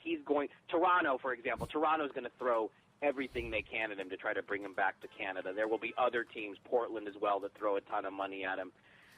The Dallas Mavericks will try hard to bring him back if they can't get Darren Williams. So Phoenix is definitely still in the game. He has not closed the door on Phoenix, but I don't think you're going to see Nash go to the Heat or the Knicks. I just don't see that one. Interesting there about Toronto because, of course, Steve Nash was just named the new GM of the Canadian team, and Mark, I'm part Canadian. My mother's Canadian, so I have the citizenship, so I guess I call myself Canadian. And the Canadian team in the next, I'd say, 2 to 3 years could be very competitive. A lot of young guys right now in University of Texas and also Tristan Thompson. I mean, the list goes on and on. Joel Anthony on the Heat. There's a lot of great players, so who knows? That could maybe be a nice fit, but, of course, Steve would not be going there to win. Raptors have not been doing much lately since we got rid of Bosch. But you mentioned a big name, and we want to get to him next. That's Deron Williams. Reportedly by ESPN, they're saying that it's down to Dallas and, of course, the Nets. I'm still waiting for the Nets to make moves. That they have had that, $20 billion net worth owner for now 2 years, I think. Do you think the Nets are going to rapidly improve this summer and compete next year for the playoffs, or is this something that NBA fans should, give a couple of years, give some patience to? Well, if they can keep D. Will, obviously you'd like to think if you've got D. Will, Gerald Wallace, and Brooke Lopez, that you should be able to make the playoffs in the East. So if they keep D. Will and don't make the playoffs, something is really, really wrong there. I would say they're still the favorites to keep D. Will. I mean, the Mavs are making a hard push. I'd say the Nets still have the slight edge, but yeah, with Prokhorov, the owner, it has, to me, been a little bit disappointing that this guy has so much money, and everybody who knows him says he's really charismatic. And, he did a 60 Minutes feature here when he first bought the team, and then we've barely seen or heard from him really in 2 seasons. And I think, if Mark Cuban, when he first bought the Mavericks, was very visible, and a lot of owners since Cuban have followed suit. And if Prokhorov wants to impress players with his, charisma and his money, and if he wants to be a free agent magnet for these guys, he's got to be more visible. He's got to be at he's got to be at more games. He's got to be tangible. The players in the NBA, they don't know him. He's still somewhat of a myth to them. So I just think in the future, he's gonna have to spend more time here. That's just the reality from my perspective. Right, and then of course it didn't help him when he was talking about running for president. And I don't understand why you would do that, and then also have an NBA team. Of course, Putin now is president. Putin's actually in Israel right now. He's with yes. Bibi today. So that's right. I was actually at the Western Wall earlier today, and they blocked space off for Vladimir Putin. There we go. So. And so moving on to some more. Actually, I wanted to ask you: is there any free agent that maybe a guy who averaged 6-7 points next year, who's going to get that big contract, or who's going to go to a team and make that an impact on that team? I guess I'm saying a sleeper, an X factor free agent you can tell us about. Well, I think you're not going to see that very much because with the new collective bargaining agreement, so much fear about the luxury tax. I think it's going to be tough for a mid-range player to really hit a home run in free agency. Just not going to be easy to do that because teams are being so judicious with their money. You look at Chicago right now that, because Derrick Rose is hurt and probably going to miss a big portion of next season, they're now talking about moving Luol Deng to a team with cap space so they can shed payroll. And you're going to see more of that throughout the finals. All we heard is talk about how is OKC going to possibly keep Harden and Ibaka when they've got so much money tied up in Durant and Westbrook. I mean, I think everybody is so worried about the long-term impact of signing anyone that I think it's going to be tougher for those mid-range guys to get paid. Right, and I believe one of your colleagues at ESPN was reporting, we checked this out before our show today, that Luol Deng potentially to Golden State for their top 10 pick, and of course Luol. Yeah, I don't think Golden State is an option because Golden State isn't a team that has cap room that could just take Luol Deng on. But now Toronto could. Is Toronto willing to do that? Toronto's saving its cap space for Steve Nash, so they don't want to do that. So I don't know that the Bulls will be able to find a trade partner for Luol Deng this week in conjunction with the draft. But it just kind of gives you a glimpse of the financial climate that we live in right now. Yeah, it's true. Teams are, Luol Deng's first-time All-Star this year, but teams are so concerned about the bottom line and the long term. Once that new luxury tax comes in a couple more years, teams are already worried about it now. So that leads me to my next question. We were going to actually talk about that, so I'm glad you brought up the Thunder. They have a lot of great talent. No, there's no secret about that. Already have Westbrook and Durant for long-term deals. But Harden, I mean, with everything you just said, should Harden be concerned about what kind of money they can offer him? Because they also got to sign Ibaka for a long-term deal, and just because of his size and his defense, he's going to probably get more money than he should. Look at DeAndre Jordan. I still don't understand that deal. It's a shocking deal to me. But do you think the Thunder will have enough money with the salary cap, the luxury tax, to be able to keep this, under 23, 24 nucleus together? It's going to be really tough because here's the thing. the Thunder are going to have to try to get both of those guys signed to extensions before next season starts, because if they make it to free agency, if they make it to restricted free agency in the summer of 2013, they will get big offers, bigger offers than the Thunder want to match, and then it becomes a tough decision. When you're trying to steal a restricted free agent away, the teams that are trying to get the guy always have to overpay because they want to convince the incumbent team to not match. So really what OKC is hoping for is that those guys never make it to free agency, that they don't even make it to restricted free agency, that they can get them signed to extensions that just wipe away the possibility, the threat of ever losing the guy. But that's between July 1 basically and Halloween, and we'll see if they're successful. Can they convince Harden and Ibaka to take a little less when they're such young players? I mean, the jury's out on that one. Right, hey guys. I hate to do this to you, but I gotta go. Unfortunately, I got another call coming in from the home office that I cannot duck. Okay. But Mark, we only had you on for 24 minutes. I mean, no, I know we understand. We appreciate it. I will make it up to you guys next time. Okay, we always appreciate when you're on, and it's always a lot of fun. And we'll definitely be in touch. And thank you for being on Louis Live on Thanks, Israel Mark. Sports Have a Radio. good day. Okay, guys. Take care. Peace out. Be well.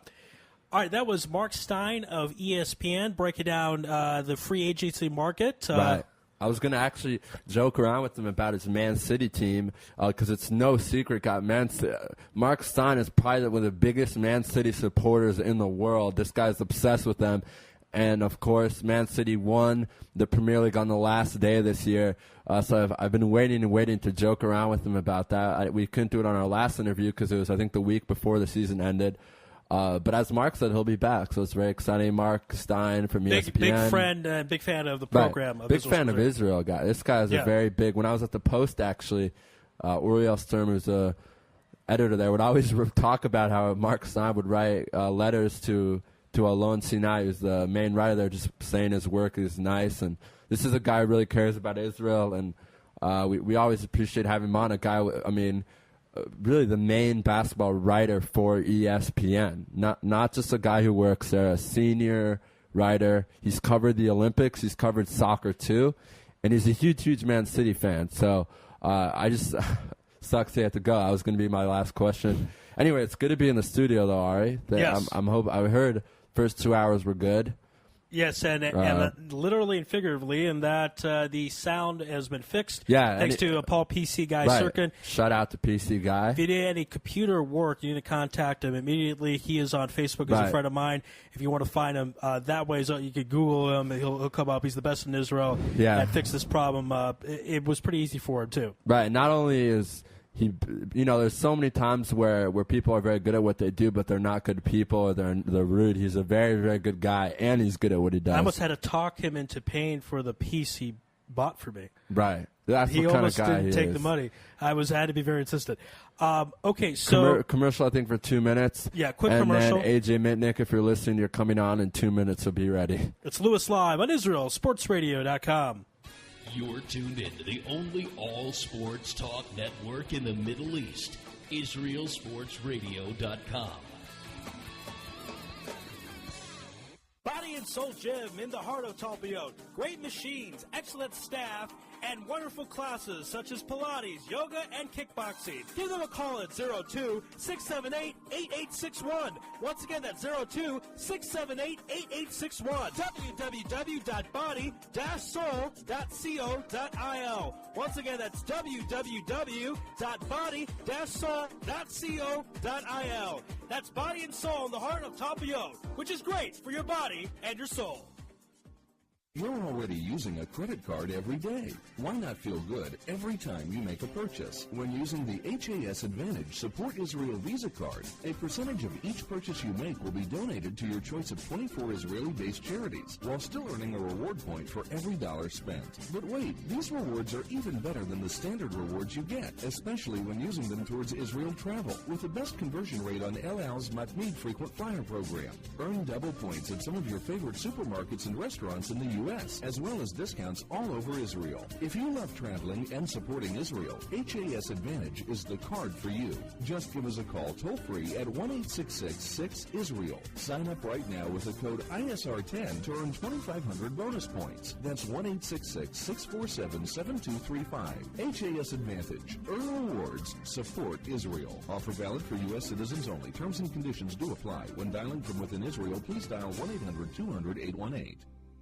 Israel Sports Dynamics specializes in football consulting, equipment, uniforms, and more. Great brands such as Nike, Russell Athletics, Shutt Sports Products, and many more. Just one call away. With over 30 years coaching experience with university and professional athletes, Terry Hill, owner of ISD, can advise you for all your sports needs. Call 054-581-3248. That's 054-581-3248, or visit our website at www.isdisrael.com. If that's not easy enough, click on the ISD banner on the Israel Sports Radio website and be part of the game.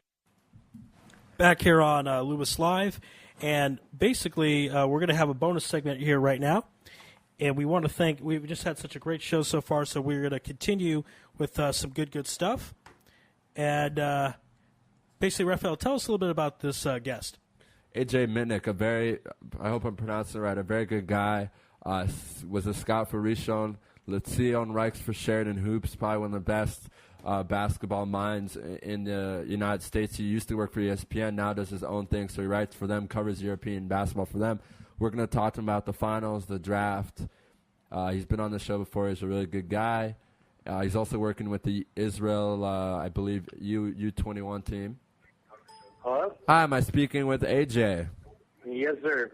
AJ, you're on Louis Live on Israel Sports Radio. How are you doing? I'm good. How are you guys doing today? We're doing wonderful. Thanks for being on. We're doing great. We're doing great. And I was just telling our listeners more about you, and I wanted to just confirm you've been helping out with the U21 team, or is it the U20 team, or what's the official title? It's under 21, and Okay. I've just been going to the practices. The assistant coach of Rishon, Matan Farush, has been working with the team. So, I've just been going to the practices and sharing my thoughts with Matan. Right, and of course you have a good relationship with Matan and Effie, who were at Rishon last year. Good season, of course, by Rishon last year. Final Four in Israel. That's always great. And the finals with a cup. Don't forget the cup. Right. That's true. I won't forget the cup. Don't worry. And of course, it's just a great year. There's been a lot of big news going on in Eurobasket. Our own David Pick, Doobie Pick, has been reporting a lot of exciting stuff. But we won't get to that now. We want to start talking about the finals with you. I spent some nights at 4 a.m. talking to you, of course. We both were crazy people staying up. What were your thoughts just on LeBron's development in the finals, just kind of showing that he's tired of, being a choker and this and that, whatever you want to call him? What do you think of everything he was able to accomplish for the Heat this finals? Well, first of all, I'm glad the finals are over because now I can actually get a good night's sleep every night. Right. But as regards to LeBron, I mean, when he's just playing at the level that he played in the finals, nobody's going to stop him, especially if you saw in Game 5, if Mike Miller's going to hit every shot, if you have guys around him, shooters around him that are going to make shots, everybody saw what he can do. If a player's going to play like that, there's nothing you can do. I actually was just reading an article by a fellow on Sheridan Hoops. I was kind of critical of Scott Brooks and some of his decisions, but I just feel like, if someone's going to play at the level LeBron's going to play at any level, in any sport, it's over. So I actually was just listening to your last segment with Mark about how you guys are very happy that there's no hate, that the hate for LeBron kind of has subsided. Right. But I feel like everyone's kind of forgetting about the Cleveland fans. Part of the hatred that came from LeBron wasn't because, he came to play with superstars. Right. It's because he kind of backstabbed his hometown. All right. Okay, I'm going to argue this, AJ. The right word. He took the team as far as he could go. He had Mo Williams, and he still went to the NBA Finals, won 66 games. They weren't going to add anybody. All they added was a fat Shaquille O'Neal. He was stuck. Azauskas And Daniel their Gibson team was not going anywhere. That team, you took look what happened. You took him out of that team, and they were garbage. I mean, you take LeBron out of the Heat Went team. from 66 wins to 6. Yeah, I'm saying that's the point. Like LeBron from his hometown team, he knows. Oh, he leaves that team, they're garbage. So. I'm not saying that I would do something different if I'm in LeBron's shoes. Right. But definitely there's a group of people out there in Cleveland that they definitely are more than warranted to dislike LeBron. Okay, the only thing I would say about this, as we talk about, I don't have a problem with the decision because it raised $3 million of charity.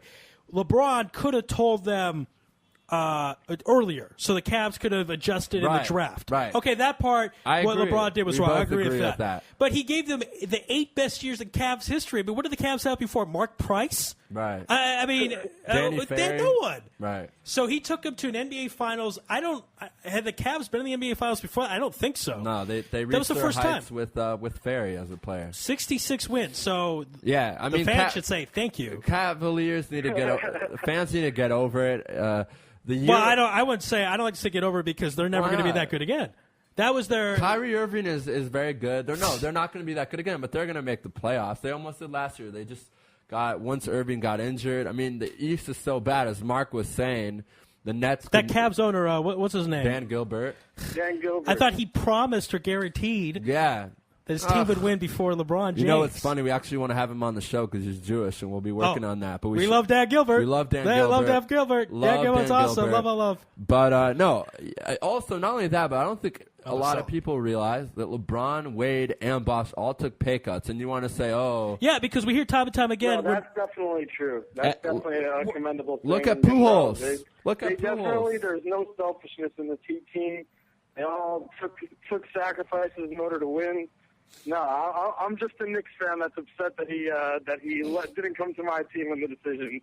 Right. I thought Chicago because I think Chicago's close to Cleveland where he grew up, and right. President Obama was very insistent about Chicago. He figured that might have swayed him. Maybe. And I think if you got to Chicago, I think they would have won. Probably. 3 or 4 titles also. Pretty much, most contending teams that are 1 through 4 seeds that add LeBron automatically become contenders. But anyway, I don't even know how we went on this rant, but we did.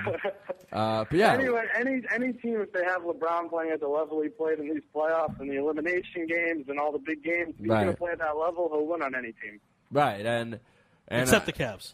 Except the Cavs. But LeBron didn't play this well in that Spurs final. And the thing that was scary to get them to that Spurs final, I mentioned this earlier, but Ari was doing this thing. Daniel Gibson had to be a hero on that team. That's how bad this Cavs team was. I mean, Daniel Gibson has been garbage since then. He's been a guy who's going to give you 10 points, and that's it. He exploded during that playoffs, and since then no one remembers who he is. So Cav fans just need to get over it. They have a good Kyrie Irving. They have Tristan Thompson, I believe, the 4th pick. They're probably going to have another good pick. What is their pick? It's lottery, I believe. Of course, yeah. So, I mean... And in the Eastern Conference, you could be under 500 and still get the playoffs. You can make it as an 8th seed. And, I mean, look at the 76ers this year. They did a couple of surprises. So, we'll see what happens. 76ers are one of my favorite teams to watch this past year. Right, and they're thank God, I think we could all say they're very happy to be getting rid of Elton Brand's $18 million contract this year. Brutal, probably the worst contract, I think. Oh no, Rashad Lewis. Oh yeah, Rashad Lewis he was second in the NBA in payment and salary next to Shaq or next to Kobe. Excuse me. But no, they'll be happy to get rid of him. The thing is, they're just missing a big time scorer. But I don't even know if that team's necessarily built for a big-time scorer. I actually think that the situation with Rashard Lewis is one of the main reasons why they have to change the CBA, because they'll have situations where there's not a big-time free agent on the market, and teams will be bidding as if they're trying to get a max player. And Rashard Lewis, he was the best free agent in his free agent year, in a year where there was no max player. But Orlando had the pressure to surround Dwight Howard with talent, and that's how you can get it where Rashard Lewis is making an average of $20 million a year. Now I feel like teams will be afraid to do something like this, which is good. because you don't want to have Rashard Lewis in your cap for $20 million. Just Right. like you don't want to have Travis Outlaw in your cap for $8 million. This is becoming a sad segment now. Yeah, I think Lewis was traded to the Hornets. I think a couple of days ago from Mecca Okafor, who's kind of been a bust too. Ari, you love draft history. Was the second pick overall. Yeah. Averaged 9 points a game last year. He was in the Dwight Howard draft. I remember that because Okafor just came off the title of UConn. Ooh. So the thinking was, don't you want to take a college champion over a high school kid? And no. They said no, and they were right. They were right, very right. A lot of the number 2 picks in the recent years, besides Durant, of course, have not really. I guess a lot of you look at some number 1 picks and you shake your head. Bargnani, oh man, that was horrible pretty for bad. Toronto. Number 2 pick in the NFL. That the story came out. Ryan Leaf in '98. Oh man, back in prison. Look at what's his name. I remember when everyone was criticizing Mario Williams being picked over. Well, wait, Bargnani was in kind of a weak draft. I'm saying there is better players in the draft, but who would you have taken over him in 2006? Let's see. LaMarcus Aldridge. I would take LaMarcus Aldridge or Rudy Gay over him. Those are all-star players. Andre, I don't think Bargnani's been an all-star. If he has. He's the guy who's going to give you 19 or 20 points a game, but that's because no one else is going to give you more. I mean, I used to watch every Raptor game for a long time, especially the years when we were making the playoffs as the 4 or 5 seed. We're looking up at the draft right now. Brandon Roy, of course, we know what happened to him.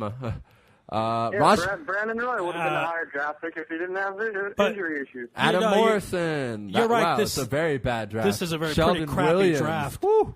Sheldon Williams. How about Jordan Farmer number 1? No, I'm just kidding. Farmer. I'm not that much of a Jew lover. It's been reported actually by Doobie Pick that Farmer will be most likely joining the Israel national team next summer because he's getting married this summer. Okay. And Alex Tice, a fan favorite on our show, he's been on a few times, will be playing this summer. He got his citizenship a couple days ago. Oh, awesome. Yeah, what are your thoughts on that, AJ? I know you've played against us, Stode. It's actually going to be very interesting next summer because in international play, you can only have one naturalized citizen. And both Farmer and Alex Tice, since they both got their citizenship after 18, it's going to be a tough decision because Farmer is clearly the more experienced player. He has 2 NBA championships. Right. And he's a big need for the Israeli team because he's really the only true, as close as you could get to a true center for an Israeli. So it's going to be very interesting to see next year when they're picking their squad because, there's lots of good Israeli guards like Yogev Ochayon and Yuval Naimi and Gal Mekel. Right. So it's going to be very interesting to see if they go with Tyus or if they go with Farmer. It'll be very interesting also to see if all 3 of those guards are playing abroad. Of course, Naimi left for Russia. Ochayon is battling pretty much what happened to Pargo last year, just in different ways. He's battling. And then Mekel is rumored to come to Jerusalem. That's what Doobie's saying. Since Jerusalem's trying to reload, they got rid of Bradley and Strawberry last night, or they released them. But we have about 2 minutes left. Draft on Thursday. We've had you on before to talk draft. We have 2 minutes. So if you have 2 minutes on the radio, which you do, what would you want to tell our listeners about some stuff they should look out for in this draft? Underrated players. Who's going to be the top 5? Just 2 minutes of your own, AJ, starting now.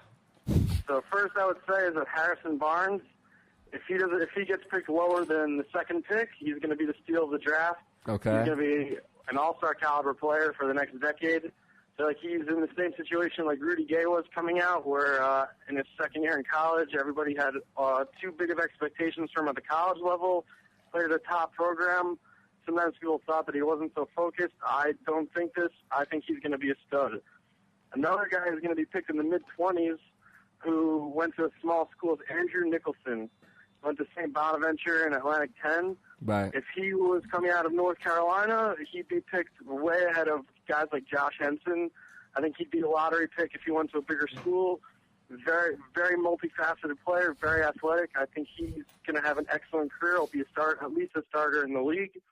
And just like you were saying before about how guys like DeAndre Jordan kind of hurt teams on their cap, I could see Andre Drummond being a player who gets picked, who doesn't do anything for the first 2-3 years, shows potential in the 4th year, and then signs a huge contract, and again becomes a burden on his team. So look for Andre Drummond to be DeAndre Jordan 2.0. And what about the guy from Weber State, Lillard or whatever his name, Lillard, I believe. I don't really see him as a true point guard. I think he should be a lottery pick, but I think guys like Austin Rivers and Kendall Marshall, if I was picking, I would pick them ahead of him. But he'll be a good NBA player, but I think that I feel like scouts are a little bit too high on him than they should be. Okay. And if I was picking, I would pick either Rivers or Marshall ahead of him. And Sullinger, the red flags, that was a big topic in American media, that, with his back. His dad saying, no, nothing's wrong. His agent saying that. Obviously, they're going to say that. What are your thoughts on that real quick, AJ? Well, first, I'm hoping every team passes on him and hope he's suiting up in orange next year. But I could see a team maybe like the Spurs or someone like this trading into the end of the first round if teams pass on him, kind of like they do with DeJuan Blair. Right. And I can see one of the savvy teams not buying into this red flag. I think that Sullinger is at least going to be a 25-minute player in the league, and a 25-minute big man is a clear first-round pick. And with especially that there's only the first 2 years are guaranteed for a first-rounder, if he seems healthy enough to play, you pick a guy like this. Right, and it'll be. I just think it's weird that they would report. I mean, I just feel bad for the guy. From what his camp is saying, it's just just his quads were tight or something like that. Not something that should be all scary for other teams. I believe. What was it? I believe with Blair, he didn't have ACLs. Was that it? Yeah, Something. He doesn't have ACLs. Right, doesn't have ACLs. I would think that's a good thing, but of course I'm not a doctor. That probably means your knee's not strong. Who knows? But we'll see what happens. Would you say this is going to be a strong draft? Everyone's saying that this will be one of the probably top, maybe the best draft since '03, or definitely one of the top 3 drafts in the last 10 years. I feel like the depth of this draft is a bit overrated. But, listen, it's going to be a strong draft. It's not going to be like 2000 or like 2006. But I don't see it being very strong like 2003 and 2004 where we have multiple All-Stars from this draft. It's a good draft, but I think that especially with Twitter and Facebook and all the social media, I feel like there's a lot of overhyping going on in this draft right now. All right, AJ, it's been a pleasure as always. Thank you for joining us, and I'd love to have you on again as more stuff goes on. The NBA free agency will hit July 1st. We'll love to have you on for that stuff. Take care. All right, AJ. Be well, talk to you AJ. soon. Bye. All right, that was AJ Mitnick, Scott Faricio on the Sion, and writer for Sheridan Hoops. Man, oh man!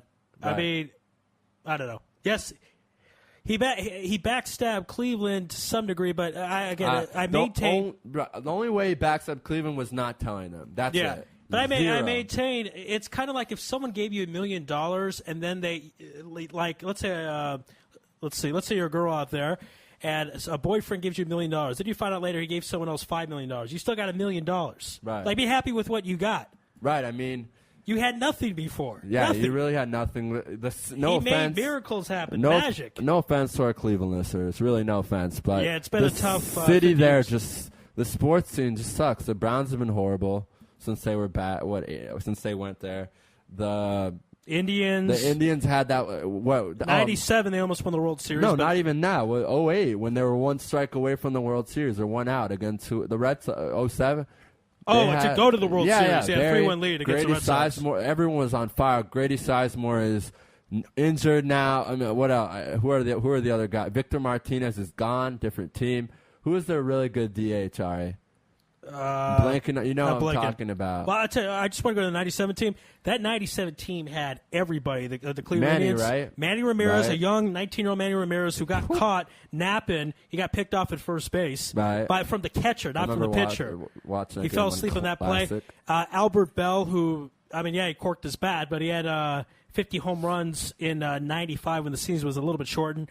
Right. And you had some pretty good pitchers, too. Okay, Yeah, I'm going to read you some headlines, and Ari's going to read you some headlines, and we're going to talk about some other stuff, and then we're going to talk about the show next week. So right now we're in the media room, and it's now, I guess, 1 p.m. in America almost. So this is what's coming out in the media room. Big news in England, very big news, that 5-time champion Venus Williams was crushed in the first round of Wimbledon. Very big Two news sets. there. 2 sets. 6-1, 6-3. Only had 4 points total. In Miami this afternoon or this morning, the Heat are celebrating in a huge parade. Parker, of course, from the Spurs got in a very big brawl about 10 days ago. He's saying he almost lost his eye. He's right now practicing with the French national team.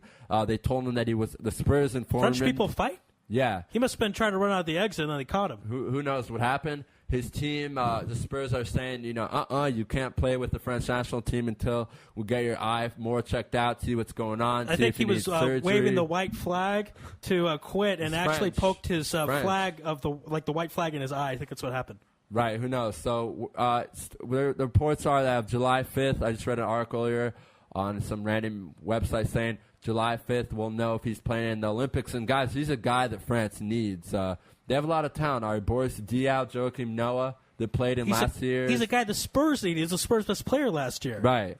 That's true. The Spurs needed Who's more his than the ex-wife French. again from Desperate Housewives? Eva something. Eva Longoria. I think she poked him in the eye. Maybe. Moving on. Danny Ferry, we just mentioned, a Cleveland Cavs, probably greatest player before LeBron James. Was the GM from 2005 to 2010 with the Cavs. Was now an assistant with the Spurs last year. So whenever you're with the Spurs and you're in the front office, good things are going to happen to you. Our boy Clenari Carter, we'll talk about this with him tomorrow. Check it out tomorrow at 11:20 a.m., 6:20 local time, was hired as the Atlanta Hawks general manager. The governor is defending now. The Jerry Sandusky case, the state of it. It's going very slowly, as all cases go. And the government's kind of stepping in to some degree because this is a failure of the chain of command that it took so long for Sandusky to even be brought to trial with the whole Joe Paterno thing. So governor's stepping in there. I mean, this guy was molesting people in the 90s. And so actually, we had Michael McCann on apparently the 80s. Right. Well, gross. It's just gross. I can't wait for him to be sentenced, go to jail, and never hear. It's enough hearing about him. He's getting attention from this. He'll get his in prison, guys. Don't worry about it. Yeah. The soap joke. Euclid, our boy Euclid, we've been trying to get on the show. We've been trying very hard. He's just been traded from the Red Sox. Had a great game last night. Traded to the White Sox. I like the fit. Ari, what do you think? White Sox need a third baseman. It could be good for them. First place White Sox, I might add. Yeah, maybe this is how Euclid will be more three-time All-Star. Do you know that? Three-time All-Star. Very solid player. Now the only player on the 04 Red Sox team left is Poppy. See here. That's right. Poppy, he was on that 04 team. I don't think anyone realized that. He was kind of a utility guy. Big Poppy? No. Euclid. It was his first year in the big leagues. Oh, right. The Euclid on the 04 team. Didn't do much. Yeah. So that's that. We'll see what happens. Of course, Scott Fujita from New Orleans is arguing with the bounty. We're going to see what happens. Luol Deng, who's in England right now, Great Britain, getting ready for Olympics, is saying, I'll probably get traded. Our own Mark Stein said, or not our own Mark Stein. I wish he was our own Mark Stein. ESPN's Mark Stein was saying that probably not to the Warriors because they don't have the money. This guy signed a huge contract, I think, for $80 million plus. We'll see what happens there. Luol Deng was in Israel 2 years ago with the English national team. You and me and Andy got to be at a very how nice many points did he put up? 50? 100? Actually, he didn't play. Because he was not allowed to. NBA class. Mm-hmm. Right. Just sat on the bench and supported the team. Well, at least you got to stare at him, right? Yeah. Who else you got to stare at? We had front row seats. Oh, that was the game when it was Omri Caspi versus Papa something. Oh, I forgot his name. Oh, yeah. Pops Mensah. That's right. He played for Maccabi Tel Aviv 1 year. Yeah, so they were going back and forth. He's British. So I guess he's British. Played he for has Maccabi. a passport. Something like that. I mean, he was on the team. Right. Okay. Maybe they stuck him on or type of thing. But right. They were going back and forth. Omri shooting three-pointers. Pops laid this nasty dunk, and I could still hear the rim from here. He was in a bunch of the NBA Summer Leagues and make it a new thing now, guys. The Yankees-Mets is becoming a rivalry because the Mets are having a good year. Mets won the first game. Bruce Jacobs, if you guys know who that is, crazy Mets fan, went nuts on his Facebook and lost the game last night, I believe. Or no, they played 3 games. I know that the Yankees won last night on a huge home run by Cano. Italy, very, very, very, very, very, very dramatic game. I'm sure Moshe talked about it, right, Ari, with Peter about the Italy England I was game listening. Last night. I was actually able to hear the crowd on Embaker 5th Street because they were watching it at these pizza places. Crazy game. Penalty kicks, tough for the English. A lot of English in Israel, so I'm sure that's you heard crying. And, Yeah, just to go one more headline to talk about for the Olympics, just to get all our American listeners up to date. Dwayne Wade is out of the American team. We're not really sure. We're still waiting to hear. I think within the next week we'll have a lot more reports on people that won't be playing. The team is not going to be as good as the 08 team. That is a fact. A lot of guys, I think Dwight Howard with the back's not going to come back. So this team might have some young guys like Rudy Gay might make the team, young guys like that. Interesting story that just came in that we were just talking about with our man AJ. Jared Sullinger, who was projected as a top 5 pick, top 10 pick last year after his freshman year, will not be invited to the draft, which generally means what? You're not going to be in the top 20 picks. So crazy Might have been a stuff. mistake then for him to come out of college early. No. Remember the injury I was saying. Oh, the injury, they're saying that. So we'll see what happens there. And that's from the newsroom. Ari, take it away with some really speaking cool of things. News, we have a huge story to talk about. That's a story about us. That, of course, we had Ryan Fowler on just this last Thursday. Great guest, by the way. Great guy. Great guy, very nice gentleman. And we talked fantasy sports with him. And he wrote an article on his own behalf of Israel Sports Radio, his time on the site, and complimented us, and the interview he actually put on the site. Now, this is not just some blog or a piece of Fox Sports. This is the main site with all the syndicates, all the syndications of Fox Sports, and the website all have this article. It's big. It's huge. If you're a friend of myself or Raphael on Facebook, we post as our status. Everyone should check it out. Very nice article. Yeah, very, very nice of him to do something like that. We've been in a lot of publications, but this is the best. This is the biggest that we've ever been in. So our thanks to Ryan Fowler. Right, and he's actually, we got a good relationship with him. I've talked to him. He will be back in August to break down the NFL draft for all our guys. Actually, Ari, we should do a fantasy draft pool at Israel Sports Radio this year. We did that with the NFL, so we will do that again, God willing, for the next draft. Let's do it in the draft in September. Some guests coming up. Very happy to announce Tommy Smith will be coming on Thursday, so that'll be ahead of the second semifinal game, which will be Italy against. I'm blanking on it. All right, help me. I have no idea. I know you don't have idea, so I don't know why I'm blanking on this. Of course, Spain will be playing Portugal. Oh, so that would be Italy against Germany. Very exciting finals, big country powerhouses. So we'll have him on to break down Wednesday night's match, which will be, we just want to make sure for you we have it, so we're looking up right now. I think it should be Spain-Portugal, but I just want to make sure that I'm right so that I don't sound silly. But he's going to break down that for us. He's going to break down the tournament, talk about Spain, Germany, the 27th. That's Wednesday. Right. So he'll be breaking down Spain, Portugal, and then we'll do a preview for you guys of England, or excuse me, I keep saying England because I wish it was England, Italy against Germany. Though, I got to say, I picked Italy to go to the finals on the early show here. Everyone called me crazy. I picked Italy to do it. Well, I didn't because I have no idea what that is or who that is. Right, but Germany was the favorite, Ari. Remember, everyone has picked Germany. So that's going to be very exciting. Ari, maybe you'll come watch the finals with me on Sunday. I think you could learn a lot. It's very exciting just, to watch the finals. I probably will. What the hell? Maybe not. What time will it be? 8:45? 9:45 our time. Huh. We'll see. We'll talk. Harvey Fromer, we've had it on for a while. Ari's going to do his thing. History, our good friend Jason Blesnick is going to break down 30 minutes of the NBA draft, the day of the draft. Jerry Coleman, also another good friend from the Fan, will be talking about the Orioles, who just, for some reason, the Orioles and Nationals are going to make the playoffs if the playoffs ended today. That's incredible. Tomorrow, big guest, sorry, the president of the LA Sparks. Wow, awesome. Very exciting. I know you're a big WNBA fan. Absolutely. Working on Lisa Leslie and Sue Bird, but it's been hard because it's the season right now, and Lisa Leslie's hard to get a hold of. Antoine McNutt, former NFL player turned motivational speaker, will be joining us. Colin, who's a European basketball documentary guy, will be joining us. I'm trying to think of more guests. A great week, a very good week. And then in July, Ari and Andy will kind of be opening up to all our listeners, our fans, all our guys, and we're going to do that kind of month. And then back in August, we'll have normal schedule and really doing a preview, I suppose, Ari, of the NFL the Olympics talk, because it'll be the end of the Olympics. We'll be previewing kind of contenders in baseball, a preview of college basketball, college football. August, September are big months, but July will be Andy and Ari here, talking about what they talk about, breaking everything down. And when is Andy's book coming out, Ari?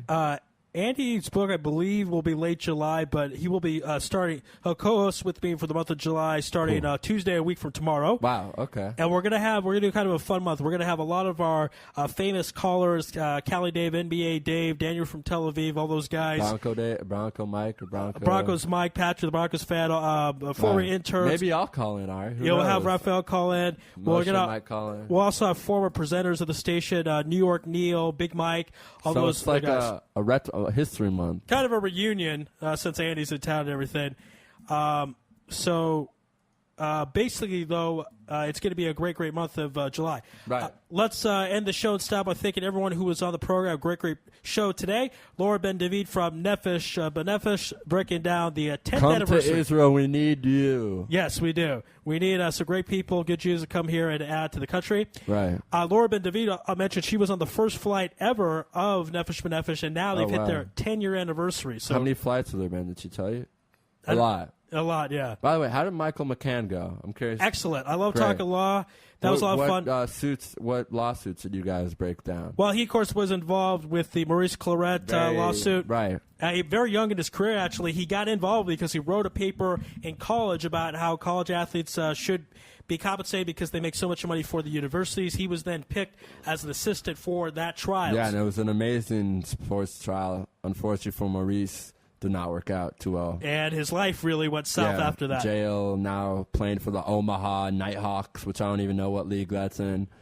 Sorry, Ari, I was just curious. So that went well. I'm glad that went well. We're very excited to have him on. A lot of fun. It was really enjoyable. Peter McPartland, who Moshe Kuat did a great job with discussing the Euro. Yoni Skurowitz, who broke into Game 4 of the NBA Finals, was able to get very good seats because Miami fans are rich and spoiled. And even though they paid thousands of dollars. Be careful. We're going to have on Bill Foran from the Heat. I didn't announce that. We are going to be having on Bill Foran from the Heat. As promised, we told him when the Heat win the title, to come on, and he will be. We've been in touch with him. So we're going to have a Heat member of the Heat on to talk about being an NBA champion. So that'll be exciting. Go ahead, Ari. Of course, headline guest tonight, ESPN's Mark Stein, discussing the NBA Finals and free agency.